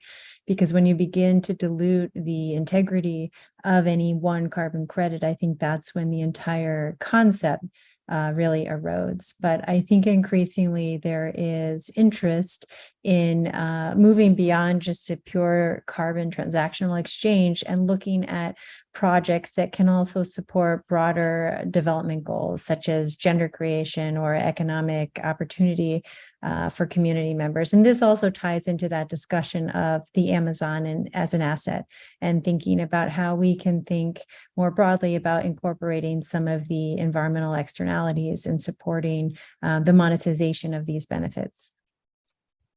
Mm-hmm.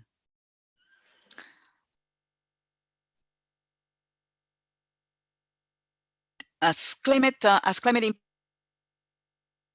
increase and energy systems change, what do you see as the future of net zero commitments in the region in the long term?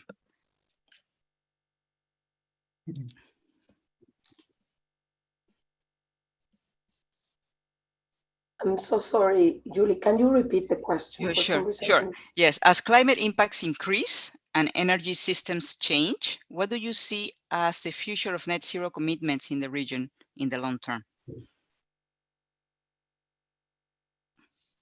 So, I mean, one of the challenges to the point of as climate change becomes, as we have more extreme weather events, places like, for example, in the case of Brazil, where their carbon footprint actually as a country as a whole actually is relatively low. Their carbon intensity, their carbon footprint is relatively small because their primary energy demand already is fed by, or large proportion of it, something like 45% is already fed by renewable energy. So the challenge that they have is with climate change becoming more of an issue, and the droughts that are related to that, it makes it harder for them to continue to lean on hydropower and the like. And so for countries like that, and for corporates, if they're leaning on renewable energy, and if it is hydropower based, that's a potential challenge and something to think about. So how do extreme weather events, how does it affect wind power or hydropower or some of these more renewable energy sources? So it does complicate the calculations, and it's something that they have to be mindful of. Mm-hmm. Let me try and take just a slightly different approach to this one. So your previous panel was talking about the conversation about loss and damage on COP27. One of the things that I believe we all need to be very cognizant of is that the social development demands in our region are very, very high. It's a bit easier to talk about net zero emissions and to be willing to pay the price when you are in a very comfortable economic position, but governments in Latin America have made significant commitments to progress development of society, economic growth, financial stability. And many of the countries in the region have a very significant amount of resources on the oil and gas space.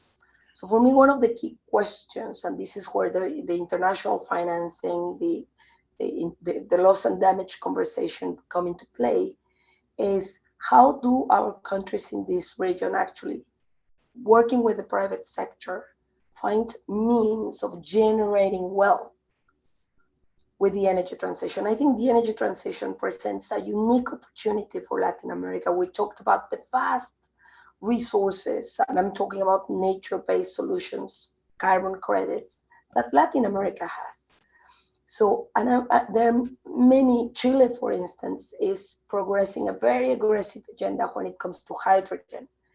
And they seem to be very successful in doing so. Uruguay is doing something similar.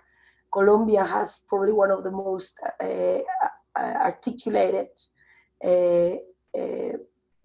policy frameworks for the energy transition in the region. And I can quote a number of examples. So I think there is an opportunity to monetize the energy transition in Latin America, and it's the success of delivering net zero will depend on that, because otherwise it's going to be incredibly difficult to justify it in front of the society, I think. Thank you, Barbara. I think we're on top of the hour already. Daniela, you're on mute. Thanks, Julie, and thank you to all our panelists. We're going to take a short break now, and we'll return for our final session with yet another brilliant group to discuss technologies accelerating the transition to a low-carbon world. Thank you for joining us thus far. We look forward to having you attend our third panel. Please stay tuned. Okay. Thank you. Thank you. Bye.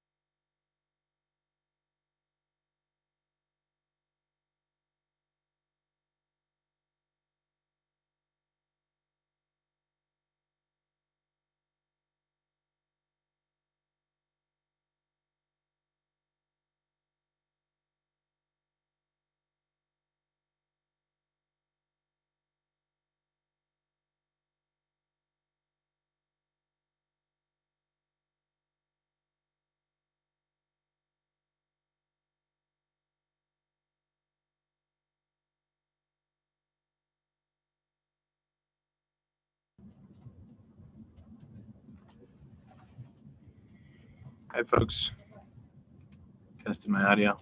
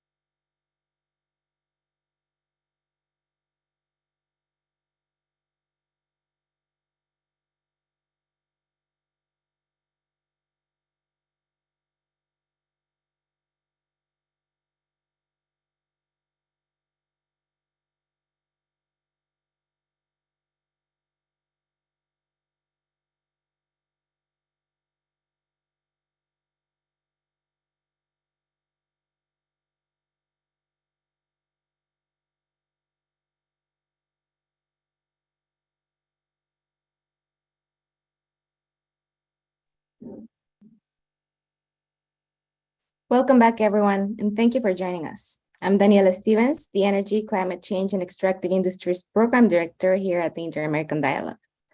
I would like to introduce our third panel. In what follows, speakers will discuss technologies and innovations that are disrupting the status quo and leading the way to a low-carbon world. Natasha Vidangos, Senior Director for Climate Innovation and Technology at the Environmental Defense Fund, is our moderator. Natasha, thank you so much for joining us, and please take it away. Awesome. Thank you very much, Daniela. I'm very pleased to be here and tackling this topic.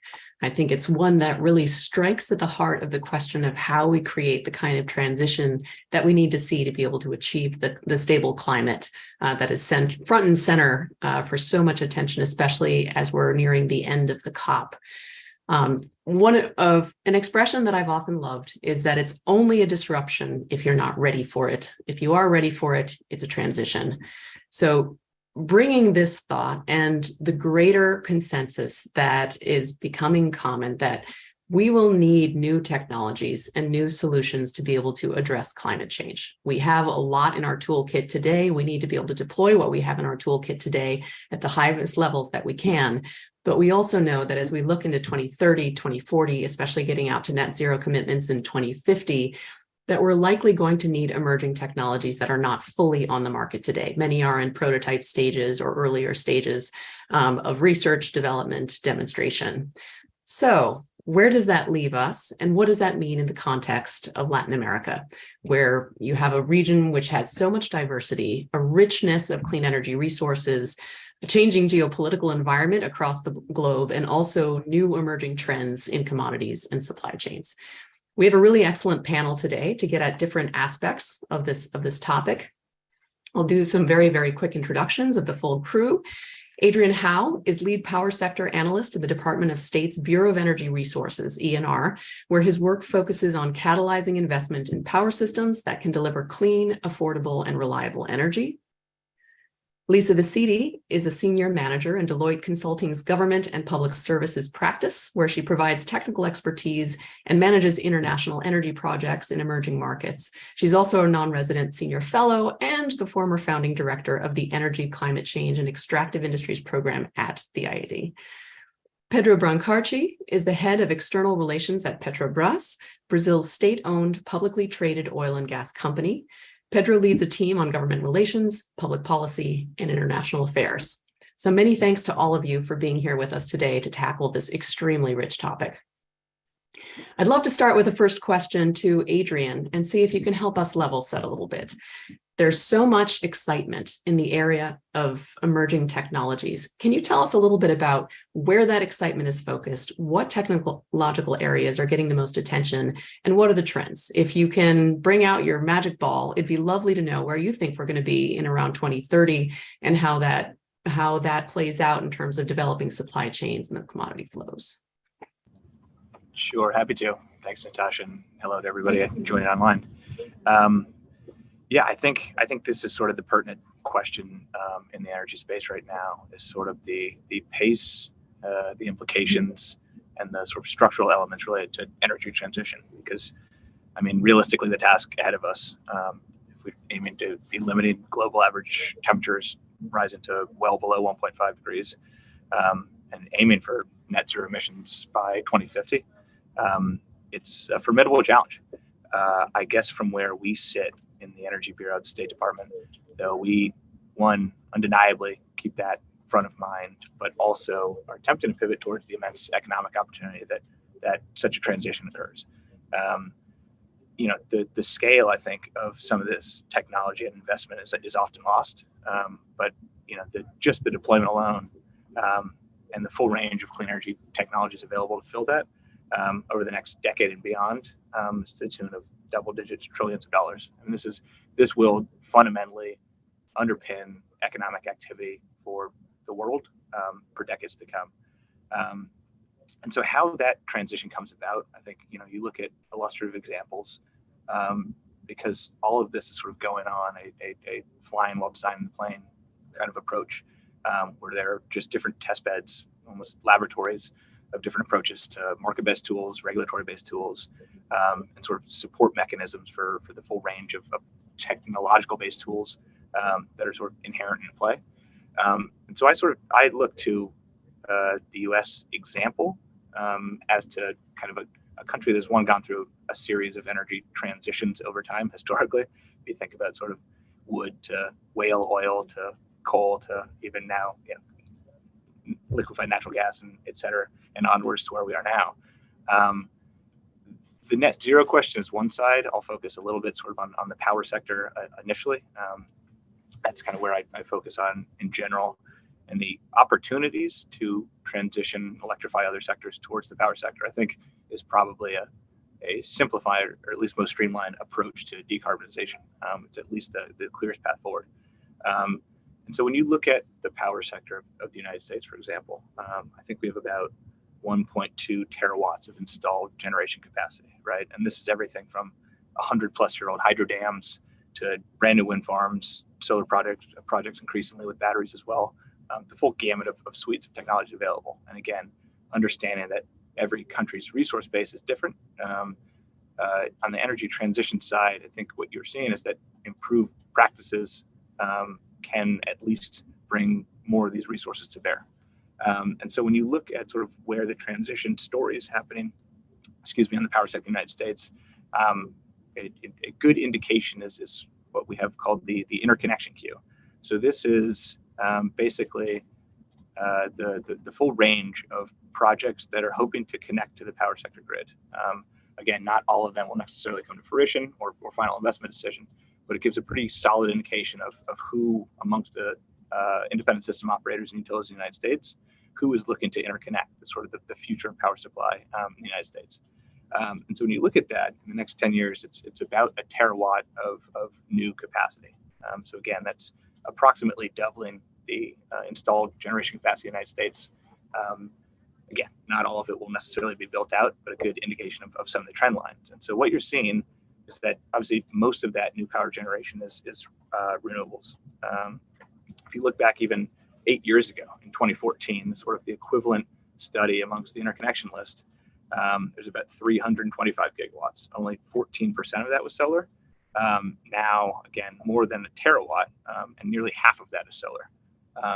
The interesting sort of pivot within that is that the sort of almost inherent insistence on project developers on attaching battery commodities to that solar is telling one and well. And again, depending on different markets and remunerating those resources is critical. But if you look at the installed capacity plan for California, for example, 95% of that involves batteries. Super prevalent in the West and in the sunny Southeast, maybe a little bit less so in the Mid-Atlantic and Midwest. But it's just an interesting dynamic that, in sunny markets where there's already a high penetration of renewable power generation, and so there are countless examples sort of that in Latin America. Moving forward, storage is more or less expected with a new solar project. What's interesting as well on the sort of battery dynamic side is that even 42% of wind capacity bidding in has an associated battery technology, and even in sort of the Texas market, admittedly a slightly different market case, nearly a quarter of the gas-fired power is partnered with battery in their interconnection queue. So it's clear that that battery component is very important. But looking forward, it's going to be very important where those batteries are made as well. And so I think a big part of our focus in that energy transition approach is one, the supply chain commodities and supply chain investments that are sort of critical to enable all these technologies to be disruptive without sort of system disruption, exactly to your premise at the top. And so I think the United States has taken a very strong approach to that domestically with our sort of Inflation Reduction Act and our own sort of domestic approach to stealing up that market. But I did want to point to a couple things sort of internationally that I think are relevant for that same example in the energy transformation question. One of which is an international collaborative mechanism, a recent actually COP announcement. This is under the framework of a Just Energy Transition Partnership, which has been an established model for blended finance approaches, but an extremely large one was declared in Indonesia specifically, which sort of as an indication, very much a Southeast Asia growth market for energy demand, things like that. But the pivot essentially to peak total power sector emissions by 2030, to pivot away from coal with a range of clean energy alternatives. Very, very fascinating and intriguing conceptual example about sort of a country of that size and magnitude and emission profile, pivoting away from fossil fuel dependent, unabated, towards a clean energy resource based system is going to be sort of a very telltale indication about sort of some of the opportunities and, in theory, potential pitfalls, right, of this path forward. One other point of focus that kind of came out of COP that touches on a little bit more of where I sit in the Energy Transformation Office at the Bureau, is a public-private effort. This also announced at COP the Energy Transition Accelerator. So this essentially attempts to reconcile what I would call green premium, so sort of the oftentimes upfront cost addition for a clean energy resource relative to a business as usual resource, but one with a clear decarbonization angle associated with it. Closing that financial gap, assuming that you can still produce the same energy output at the end, that is a financial gap, but monetizing that through a range of philanthropic capital, carbon offsets markets, in-kind contributions by some of these technologies that are aiming to deploy in a real world setting, a critical need and sort of first step to getting real world deployment of some of these relatively pre-commercial technologies to get them a grounding, essentially a price discovery to draw down that price of new generation, as you scale up that deployment curve. And then the final sort of point that I would touch on is a project that some of my folks that I work with here in the State Department have been pushing forward, which is sort of the mineral security partnership, which again, we can touch on in greater depth as the conversation goes, but essentially addressing the commodity-based inputs required for a lot of the green transition elements that also potentially face another pitfall if you don't have that guaranteed supply in a way that is equitable and following ESG protocols. So apologies for the somewhat long-winded answer there, but I did want to point to a couple of things that we've been fired up about announcing. Thank you, Adrian. That is really exciting. I love the example of the U.S. power system as a place where you can really see measurable tracking of the appetite for greater deployments of solar, for greater involvement of battery, for different approaches, and your frame of how the world provides a number of different laboratories of different policy, regulatory, incentive structures, market-based structures that can be used to try to move things forward. Going back to that point about the power systems, I'll turn this next question over to Lisa.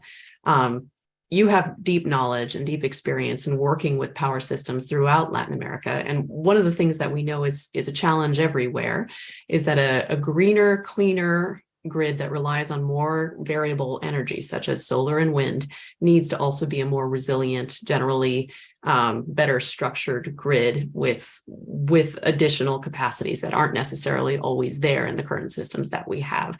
How is the landscape changing for power sector modernization across Latin America? And do you have any specific examples where you're especially optimistic of seeing progress? Yeah, I mean, that's right. I think that there are a lot of new advanced clean energy technologies that are completely changing the landscape for the power sector. I mean, over the last decade, utility scale renewable generation technologies have seen huge cost declines. And that's been driven by decreasing capital and procurement costs, improvements in technologies, increased competition. So because of this, renewables are increasingly cost competitive with thermal generation, while at the same time, we're seeing volatility, more volatility than ever in fossil fuel prices. So all this makes renewables very competitive and attractive. And at the same time, public policies that are aimed at improving decarbonization are also driving renewable energy investments. So globally, the growth in variable renewable energy, especially wind and solar, is completely changing the power system. It's starting slow in some countries, but it's going to have a really radical impact on how power is dispatched, how it's produced and consumed. To illustrate the growth, in 2021, renewable electricity generation rose by almost 7%, which doesn't sound like that much. But wind and solar PV technologies together accounted for 90% of the growth. So those are the technologies that are really winning out. And overall, that might still be a small share of total power, but in some countries like Brazil and Uruguay, variable renewable energy is really starting to make up a big share of generation. So for example, in Brazil, last year, more than 75% of new capacity additions to the energy mix came from wind and solar alone. And almost half came from solar, and the majority of that was distributed solar rooftops, another emerging technology. And about a third was from wind. So I think we're in the future, we're going to see that, this is actually making up a really big share of the power mix. But this transition also implies really big challenges for utilities, regulators, system operators, because it totally transforms the way energy is produced and consumed. So we're moving away, as we move away from high emissions technologies like fossil fuels. These are dispatchable units. They start and stop when you need. You can increase and decrease output whenever you want. The fuel costs are a big part of the OpEx, and they rise as the use rises. And so therefore, every additional kilowatt hour that you produce is going to cost more. But you also have the advantage of being able to build the plants close to where consumption is. You can build them anywhere that you need, so you don't have to have such extensive transmission lines. In a world where we move towards zero emission technology, it's totally different. The technology source can't be controlled. You can't ramp up or down wind and solar anytime you want, short of completely turning off the plant, which you really don't want to do. So there's a lot of output variability depending on the time of day or the season. There's a lot of output uncertainty. We can make some predictions about the climate and wind and solar potential, but we can't moment to moment know exactly what they're going to produce. But the advantage is that it's a very low marginal cost. There's no fuel cost. So once the plant is built, there's no additional cost for the additional kilowatt hour. And then as we see more use of variable renewable energy, we're having to reduce the operation of baseload units. We'd rather use the renewable power, not use the baseload units, but we still need those baseload units available for backup. So we need, essentially what all this means is that you need to have a much more flexible power system, and one that can respond in real time in a way that wasn't necessary in the past. And so I think we have a suite of other technologies, which while wind and solar are well-established, clearly competitive, established technologies, we have others that are newer, emerging, that in some places are hardly being used at all, but that can help address this flexibility issue. So one is battery storage, which Adrian also mentioned. It can provide a lot of different services. It can back up renewable energy. It can also help stabilize the grid. So it actually has a lot of different services that it can provide, and it's critical. We also have smart grids.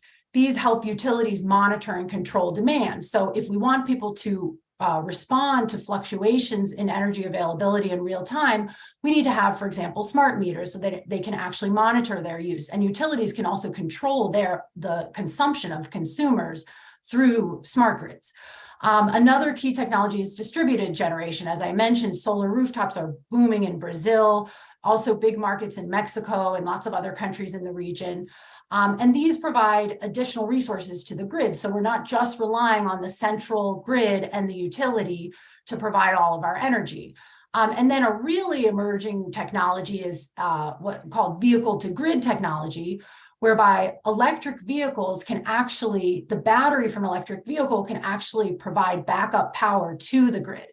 This is something that's not being used in great scale in many countries, but the ability to do it exists, and it's something where we need to use these other technologies like smart grids in order to take advantage of this possibility.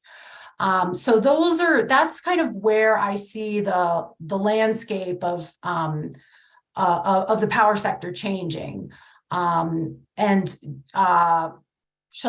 you like to hear about a couple of more examples in the region? Some specific examples would be great.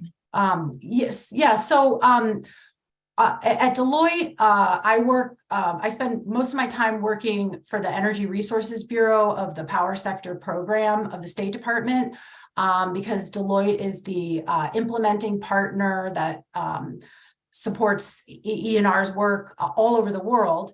And I work a lot on advanced clean energy technologies in Central America, where we're supporting 6 Central American countries. And so, I have a lot of experience of seeing how these countries are looking at and taking advantage of these new technologies and how they're dealing with this new world of flexibility. They're all at different stages of developing the technologies. Mostly they're looking to integrate clean technologies, and there are a lot of success stories. So for example, under the power sector program, we're advising the energy regulators of Belize, Costa Rica, El Salvador, and Honduras on battery storage and distributed generation. So for example, Costa Rica recently approved a law to promote distributed generation, but they need to draft all the secondary legislation, regulations, and norms. So some of the questions that they're grappling with are, how do you connect distributed generation units to the grid? What are the rules for that? How do you create tariff incentives to shift demand to peak times so that people consume energy when solar rooftop energy is more available? And another example is in El Salvador. They have passed an EV incentives law, which includes fiscal incentives and a mandate for the energy regulator to regulate EV infrastructure. So under the power sector program, we created a roadmap for El Salvador's energy regulator on infrastructure standards and protocols, and this included vehicle-to-grid technology. And some of the issues that they're dealing with are, how do you make sure that all of the different EV auto types, the plugs, the software that communicates between charging systems, all of that is interoperable. We have a lot of lessons learned from the US and experience with Tesla. How do you make sure there's a viable business model so that charging station operators can actually recover their investments? And then finally, we're also advising the Costa Rican Energy and Environment Ministry and the Energy Regulator of El Salvador on leading practices to implement smart grid technologies to improve grid resilience and efficiency. So some of the issues that these countries are looking at is, how do you use smart meters to incentivize consumers to use energy at times of peak supply when solar and wind are available? How do you identify projects that consumers are willing to pay for through tariffs? And how do you communicate the benefits to consumers? Because all of this does need to be paid for. Usually it's paid for through rates, but consumers need to understand that it's in their benefit to pay for these new technologies, that ultimately it's a cost savings, but figuring out how you're going to pay for it and communicating effectively to the public is also a big challenge. So I think those are the best examples that I have from the region. Excellent. Thank you. Lovely to get a deep dive on the power system. And just to throw out one other example out there that could provide a little color and scale. I know that it was just in September that California was seeing massive spikes in demand, in part driven by issues with their new wildfire season, which takes power offline. And because of a demand response program and smarter grid technologies and greater reliance on DERs, including platforms that are enabling them to get the word out that there is a risk of blackouts, they were able to avoid blackouts to 500,000 customers. Really incredible. So we're starting to see really the ball rolling on ways that these opportunities can be scaled up. Demand response can be powerful. Combinations of tools can be powerful. Distributed energy resources really can work. So we're seeing proof of purpose that these things can work. But as Lisa highlighted, there's so many different considerations that need to line up and need to work, from the business model to a clear regulatory framework, to having the right resources in the right places, and customers understanding and supporting these kinds of innovations as they go forward. So thank you very much for that framing. We've been talking a bit more on the side of technologies that are out and available. I would love to go a little bit deeper into both the specific examples of the Latin American context and some of this newer technology. So really, pleased to direct a question over to you, Pedro. We're aware that Brazil is one of the linchpins for climate progress, and it's also a very powerful innovator within Latin America. I'd love to just learn a little bit about the Brazilian landscape and how this question looks from your view. Thank you, Natasha. And it's a great luck of that I have to come third in this discussion, because I think some of the points that Adrian and Lisa mentioned are really useful to us to discuss this specific context on Brazil. I'll make some general comments on Brazil first, and then I'll talk a little bit more about Petrobras. Well, as you know, Brazil is a large economy, but still a developing country with several challenges that are common to the region. But if we look to Brazil power matrix and to the Brazil energy mix in total, it shows us that we can build affordable and reliable power generation and energy solutions to the reality, adapted to the reality of developing countries. So Brazil Power Matrix is currently made up of 85% of renewable energy. That is mostly large hydro, but it's also, as Lisa mentioned, with an increasing speed coming from wind and solar, and mainly solar on distributed, decentralized generation, but also wind in the not so populated northeast of Brazil, but with a very regular wind. So the need to build smart grids, as Lisa mentioned, has been very keen to Brazilian reality in the last few years. And also, so the power matrix is 85% renewables. The energy mix is 45% renewable. If we look to the world, this number is only 14% renewable.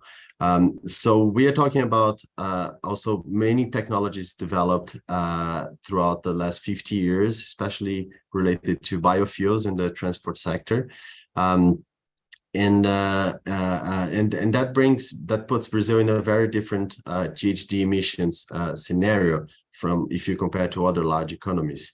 So we have a much smaller weight for the transport sector, the power generation sector, and a larger proportion of our emissions come from land use change, the deforestation that needs to be combated, and also from agriculture.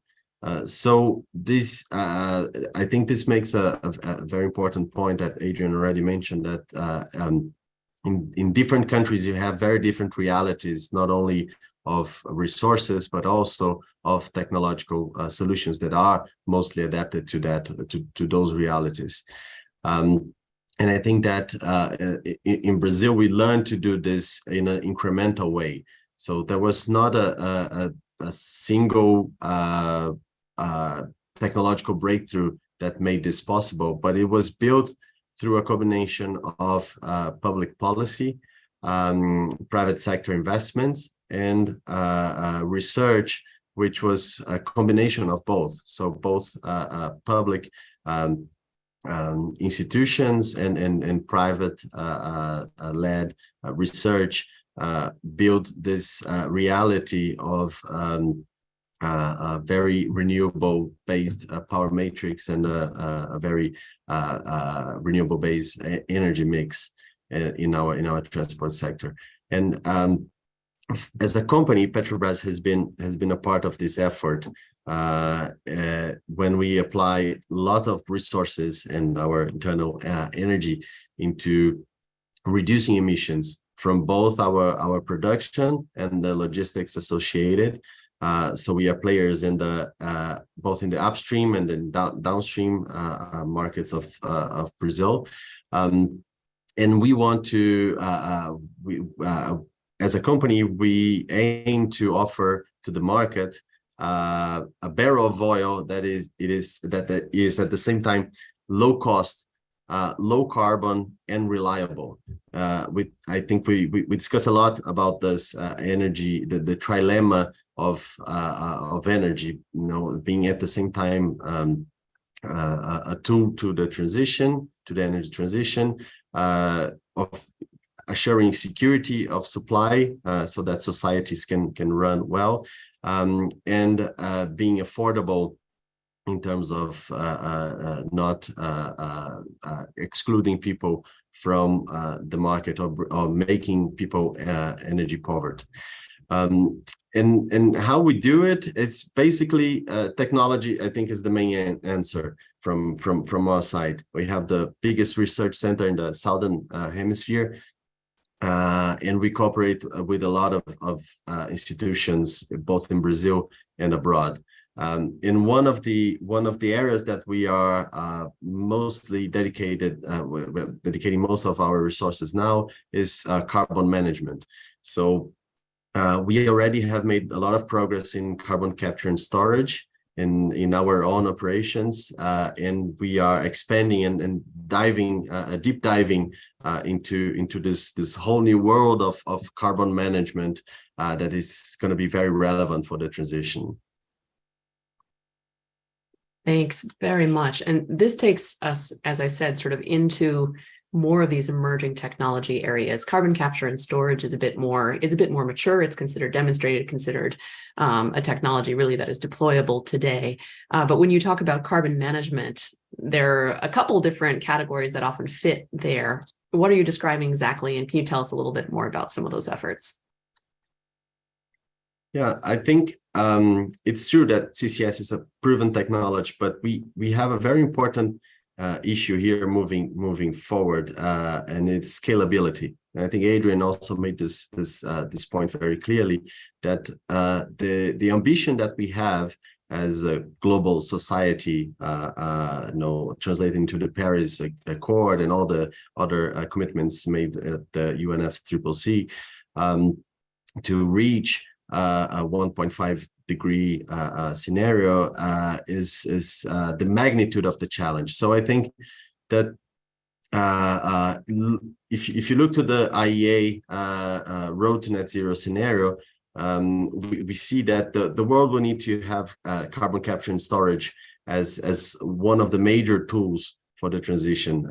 They predict the need for 8 billion tons of CO2 to be captured and storage by 2050. And this will mean some estimations bring this market to a $4 trillion US market in 2050, or $100 billion in investment by 2040. So we see the need for a very serious and quick escalation from where we are now, in which projects are in the tens of millions, or in the some aiming to hundreds of millions in carbon capture and storage. But let me be clear. I don't mention CCS as an excuse to business as usual emissions from the oil and gas sector. We see it rather as an important component of a safe transition, a cushioned transition, especially for those hard to abate sectors of the economy that will need to capture carbon in pair or in parallel with other decarbonization strategies in their own. And inside Petrobras, we're specialists in managing safe and efficient large-scale offshore production in ultra-deep waters. So managing reservoirs is one of our main skills, and all of this is important to bring down cost, right? CCS will not be a small-scale localized solution. CCS as a tool will need to have a big deployment, big projects to be deployed. So I think we're more looking to a logic of CCS hubs, in which both industrial and urban CO2 will be captured and then transported and reinjected in safe areas. So we're looking for the next 10 years, we're looking in two main ways. First is the designing and building of flexible multi-purpose infrastructure that will be able to manage carbon. I think this is something that we need to be very concerned of, that the existing infrastructure may not be suitable for carbon management as we turn the switch. We need to be designing and adapting the infrastructure for that reinjection to happen in a safe and effective way. And also, we are looking to a more specific technological development to increase the efficiency of separation and reinjection. There is one technology that will be deployed next year, that will be deployed in the field next year. It is already commercially viable, which is called HISEP, and it stands for high pressure undersea reinjection system. So it's almost a small factory in the seabed, 2,000 meters below water, that will have advanced separation and reinjection technology, and that will happen very closely to the production. So you don't need to be searching for the carbon molecule after it's been burned in industrial or urban use. So these are some of the main drivers that we are looking forward for technological development in the field of CCS.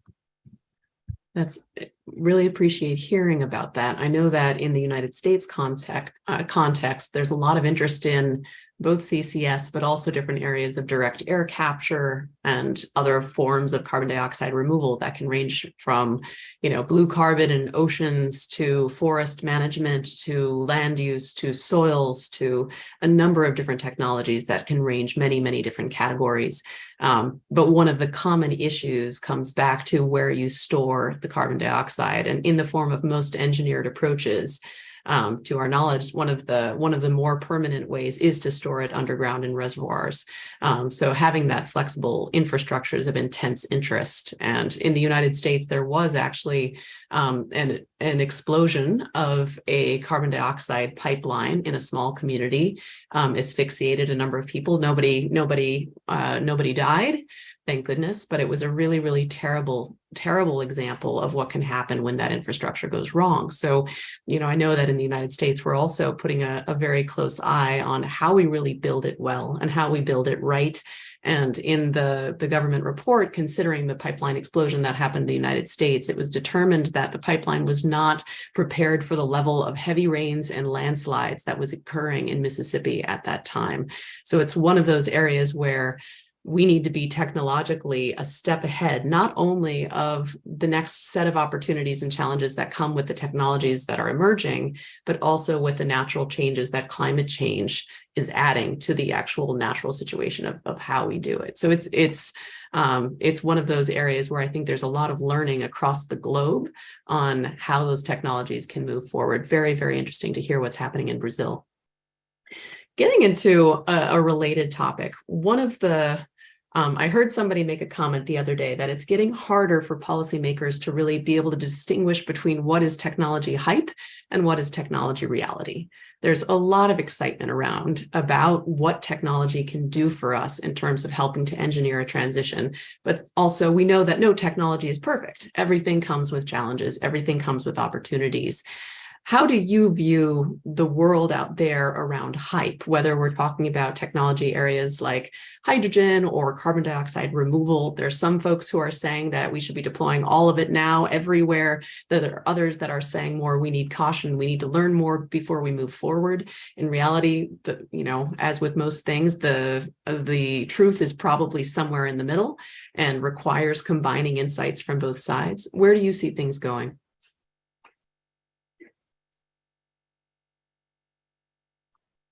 Well, do you have a particular order for a reply? I can step in. It's for you, Pedro. Okay, good. No, I think there's a very important separation that needs to be done in terms of where we are, the stage of maturity of each technology, and who is the best actor to deploy it, right?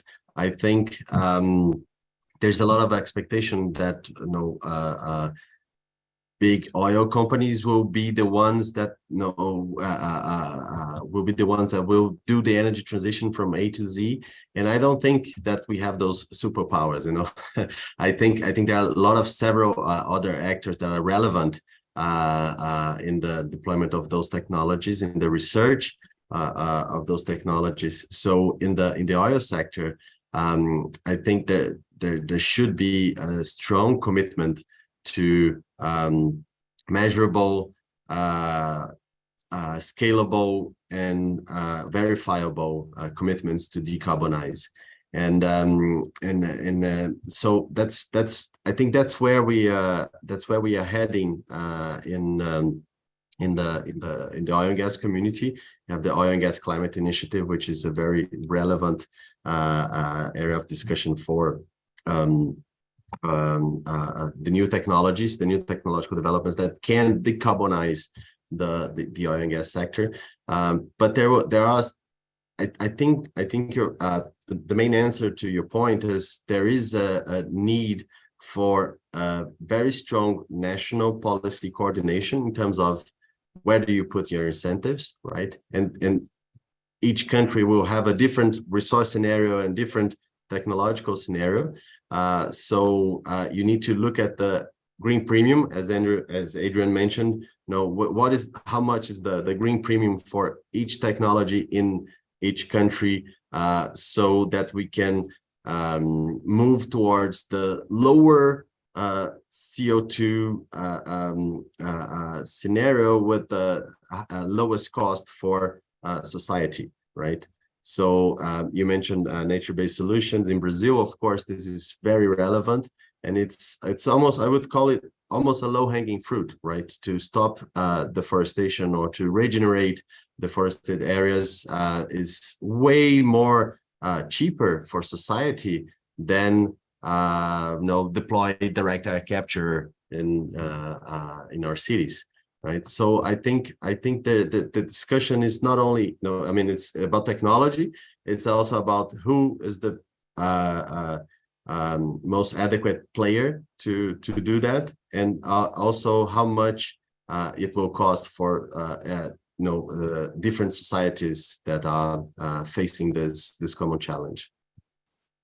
Thank you. And Adrian, I wonder if you have a couple comments on this as well, since you mentioned also the example of the critical minerals program that you're doing at the State Department and other policy initiatives to try to ensure a rigorous sort of environmental stewardship that accompanies transitions.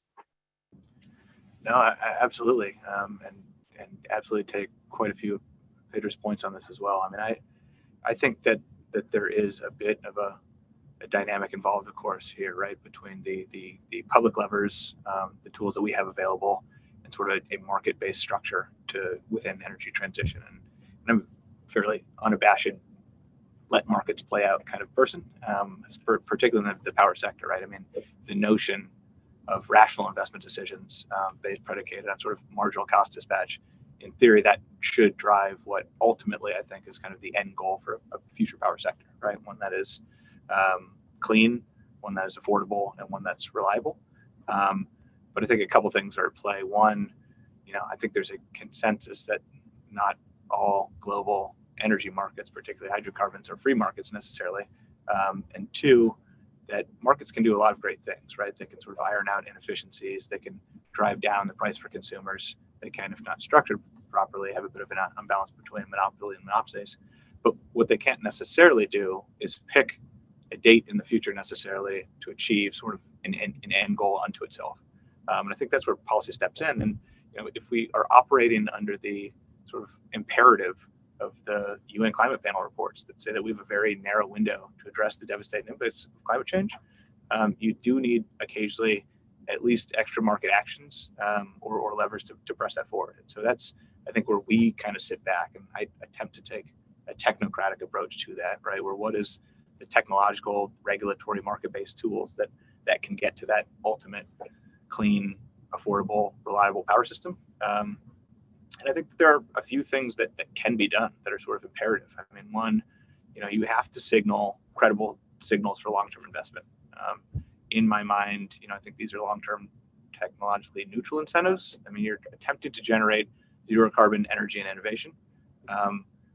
Markets will play out in that space to sort of, there aren't necessarily blue chip hedge funds in that space yet because these are nascent technologies. But there is an unavoidable amount of sort of economic rent that an entrenched technology has in place. And so you're at one time, like we've sort of opened this conversation about attempting to insert innovation and disruption into a system that at its basic element is sort of attempting to have a resilience to energy shocks and disruption in general. And so you're attempting to make smart bets in the future with a lot of unknowns. And as we sort of see, the underlying cost of your energy influences a range of economic outcomes. And so you're sort of playing against both ends. But I think that there are tools available, and that's what we're looking at doing, including particularly, as we sort of discussed, geographically appropriate capacity build, and really unlocking that full value of flexibility in systems. And that, to me, is going to be such a critical example, a critical element in unlocking the market elements predicated on sort of a policy guardrailed avoidance of energy shocks. Is that flexibility is going to be extremely key when people do have that price discovery about what the input costs are, what time of use rates and things like that are. I think that consumers are driving a fair amount of the both ecological and economic transition inherent to energy transition. And so insofar as, greater transparency in those markets can be brought to bear, I think that's just kind of a benefit in all places. And then, as you said, the supply chains inherent in that, it's its own sort of element involved. And so, again, markets will do what they do, but if we have a realization that there's going to be sort of future intersection points where there might be a supply and demand imbalance, getting out in front of that, I think, is the responsible ability of sort of regulators, government officials, utilities, power contractors, et cetera. Thank you. So underscoring, as we know, just the way these ideas really need to be customized to location, yet the need to be able to scale them up. Often a natural tension that's just going to require a lot of partnerships and a lot of work on the ground. I'd like to remind folks that there is the Q&A option. Now would be a great time to input any questions that you have for our panel. And I'll go ahead and take one of the questions here. Do you see any potential benefits driven by renewable energy tech sharing within the BRICS forum, with the EU, engaging with partnerships across Latin America, like Mercosur? Lisa, this sounds like something in your lane. Yes, I can take this one. Yeah, I mean, I absolutely think there are a lot of benefits from this type of international cooperation.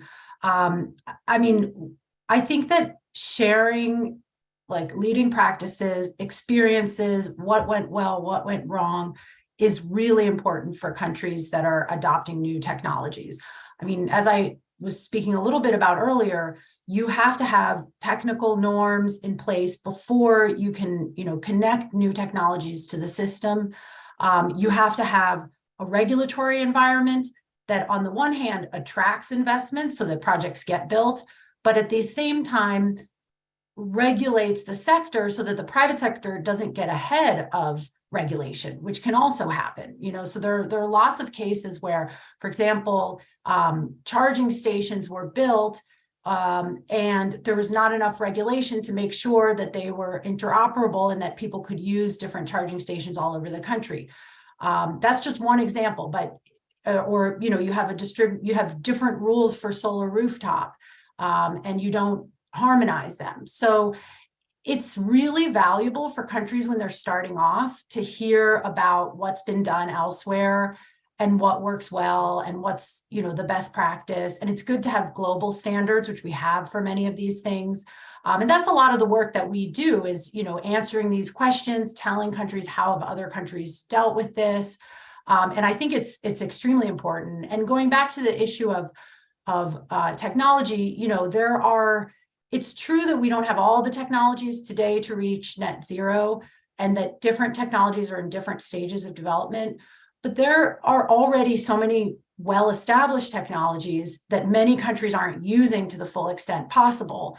And so I think seeing the experience, once you see that another country has done this, that another country has majority renewable energy, you see that it can be done, you see how it can be done. And that really does help other countries to come along. So I think those types of forums are extremely valuable. Thank you very much. We've talked about a lot of different aspects of what needs to be achieved. This is, for so many countries, anything that relates to energy is a bit of a tightrope walk. We've heard, we have to incentivize the growth of these industries, but we also have to ensure that the private sector does not get ahead of the regulatory framework. We have to ensure that we're maintaining resilience and affordability. We have to make sure that MRV is done with high quality. We have to assure transparency. And one of the themes that came up in a couple cases was also public support. Bringing the lens a little bit more onto the public side of this, one of the big themes of the COP meeting this year, and an increasing theme across sort of energy, geopolitics, clean energy, climate in general, is how this comes back to people. And there are many, many different examples of equity and inclusion and how that plays out in terms of our global transition. We're not going to create a complete conversation about that in just a few minutes here, but I would love to see if any of you have some thoughts about key things we should keep in mind to ensure that the transition is really delivering value back to people and creating support and creating a better life and a political passage forward for us to ensure that we can adopt these technologies. So perhaps for each of you, just a consideration or two that you think we need to be keeping in mind as we navigate that space. I can start if you like. Please. I think that on one issue that's important is to make sure that these technologies are available to all countries. In some cases, they're not really that expensive. Wind and solar are not more expensive than others, can often be cheaper. But some of the other technologies, some of the more advanced ones, hydrogen, it can be. Some countries feel it's too expensive. So I think assisting them to be able to access the technologies, all countries should have access to it. So I think that's key. And I also think that sharing communication with the public is really important. So, as I was saying, with a lot of these costs get passed through to the tariffs, to the electricity consumer, because you can't use subsidies, government subsidies for everything, or I don't think you should. So you have to find a way to make it part of the costs of the service. And things can go terribly wrong if it's not communicated well. One of the prime examples we have is in Chile in 2019, they instituted smart meters, which is a great technology, and they passed the cost on to consumers without effectively communicating it. And it really caused a lot of backlash. And so that's the kind of thing that if you know about those kind of situations, you can have a better communications campaign and you can avoid that. Some say it even contributed to the protests in 2019. So people can feel very strongly about energy costs, as we really know now. So communication and making sure that it's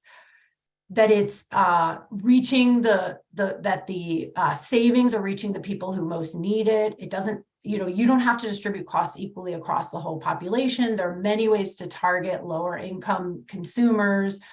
There's lots of ways to do that, and there's lots of experiences, but it has to be communicated effectively.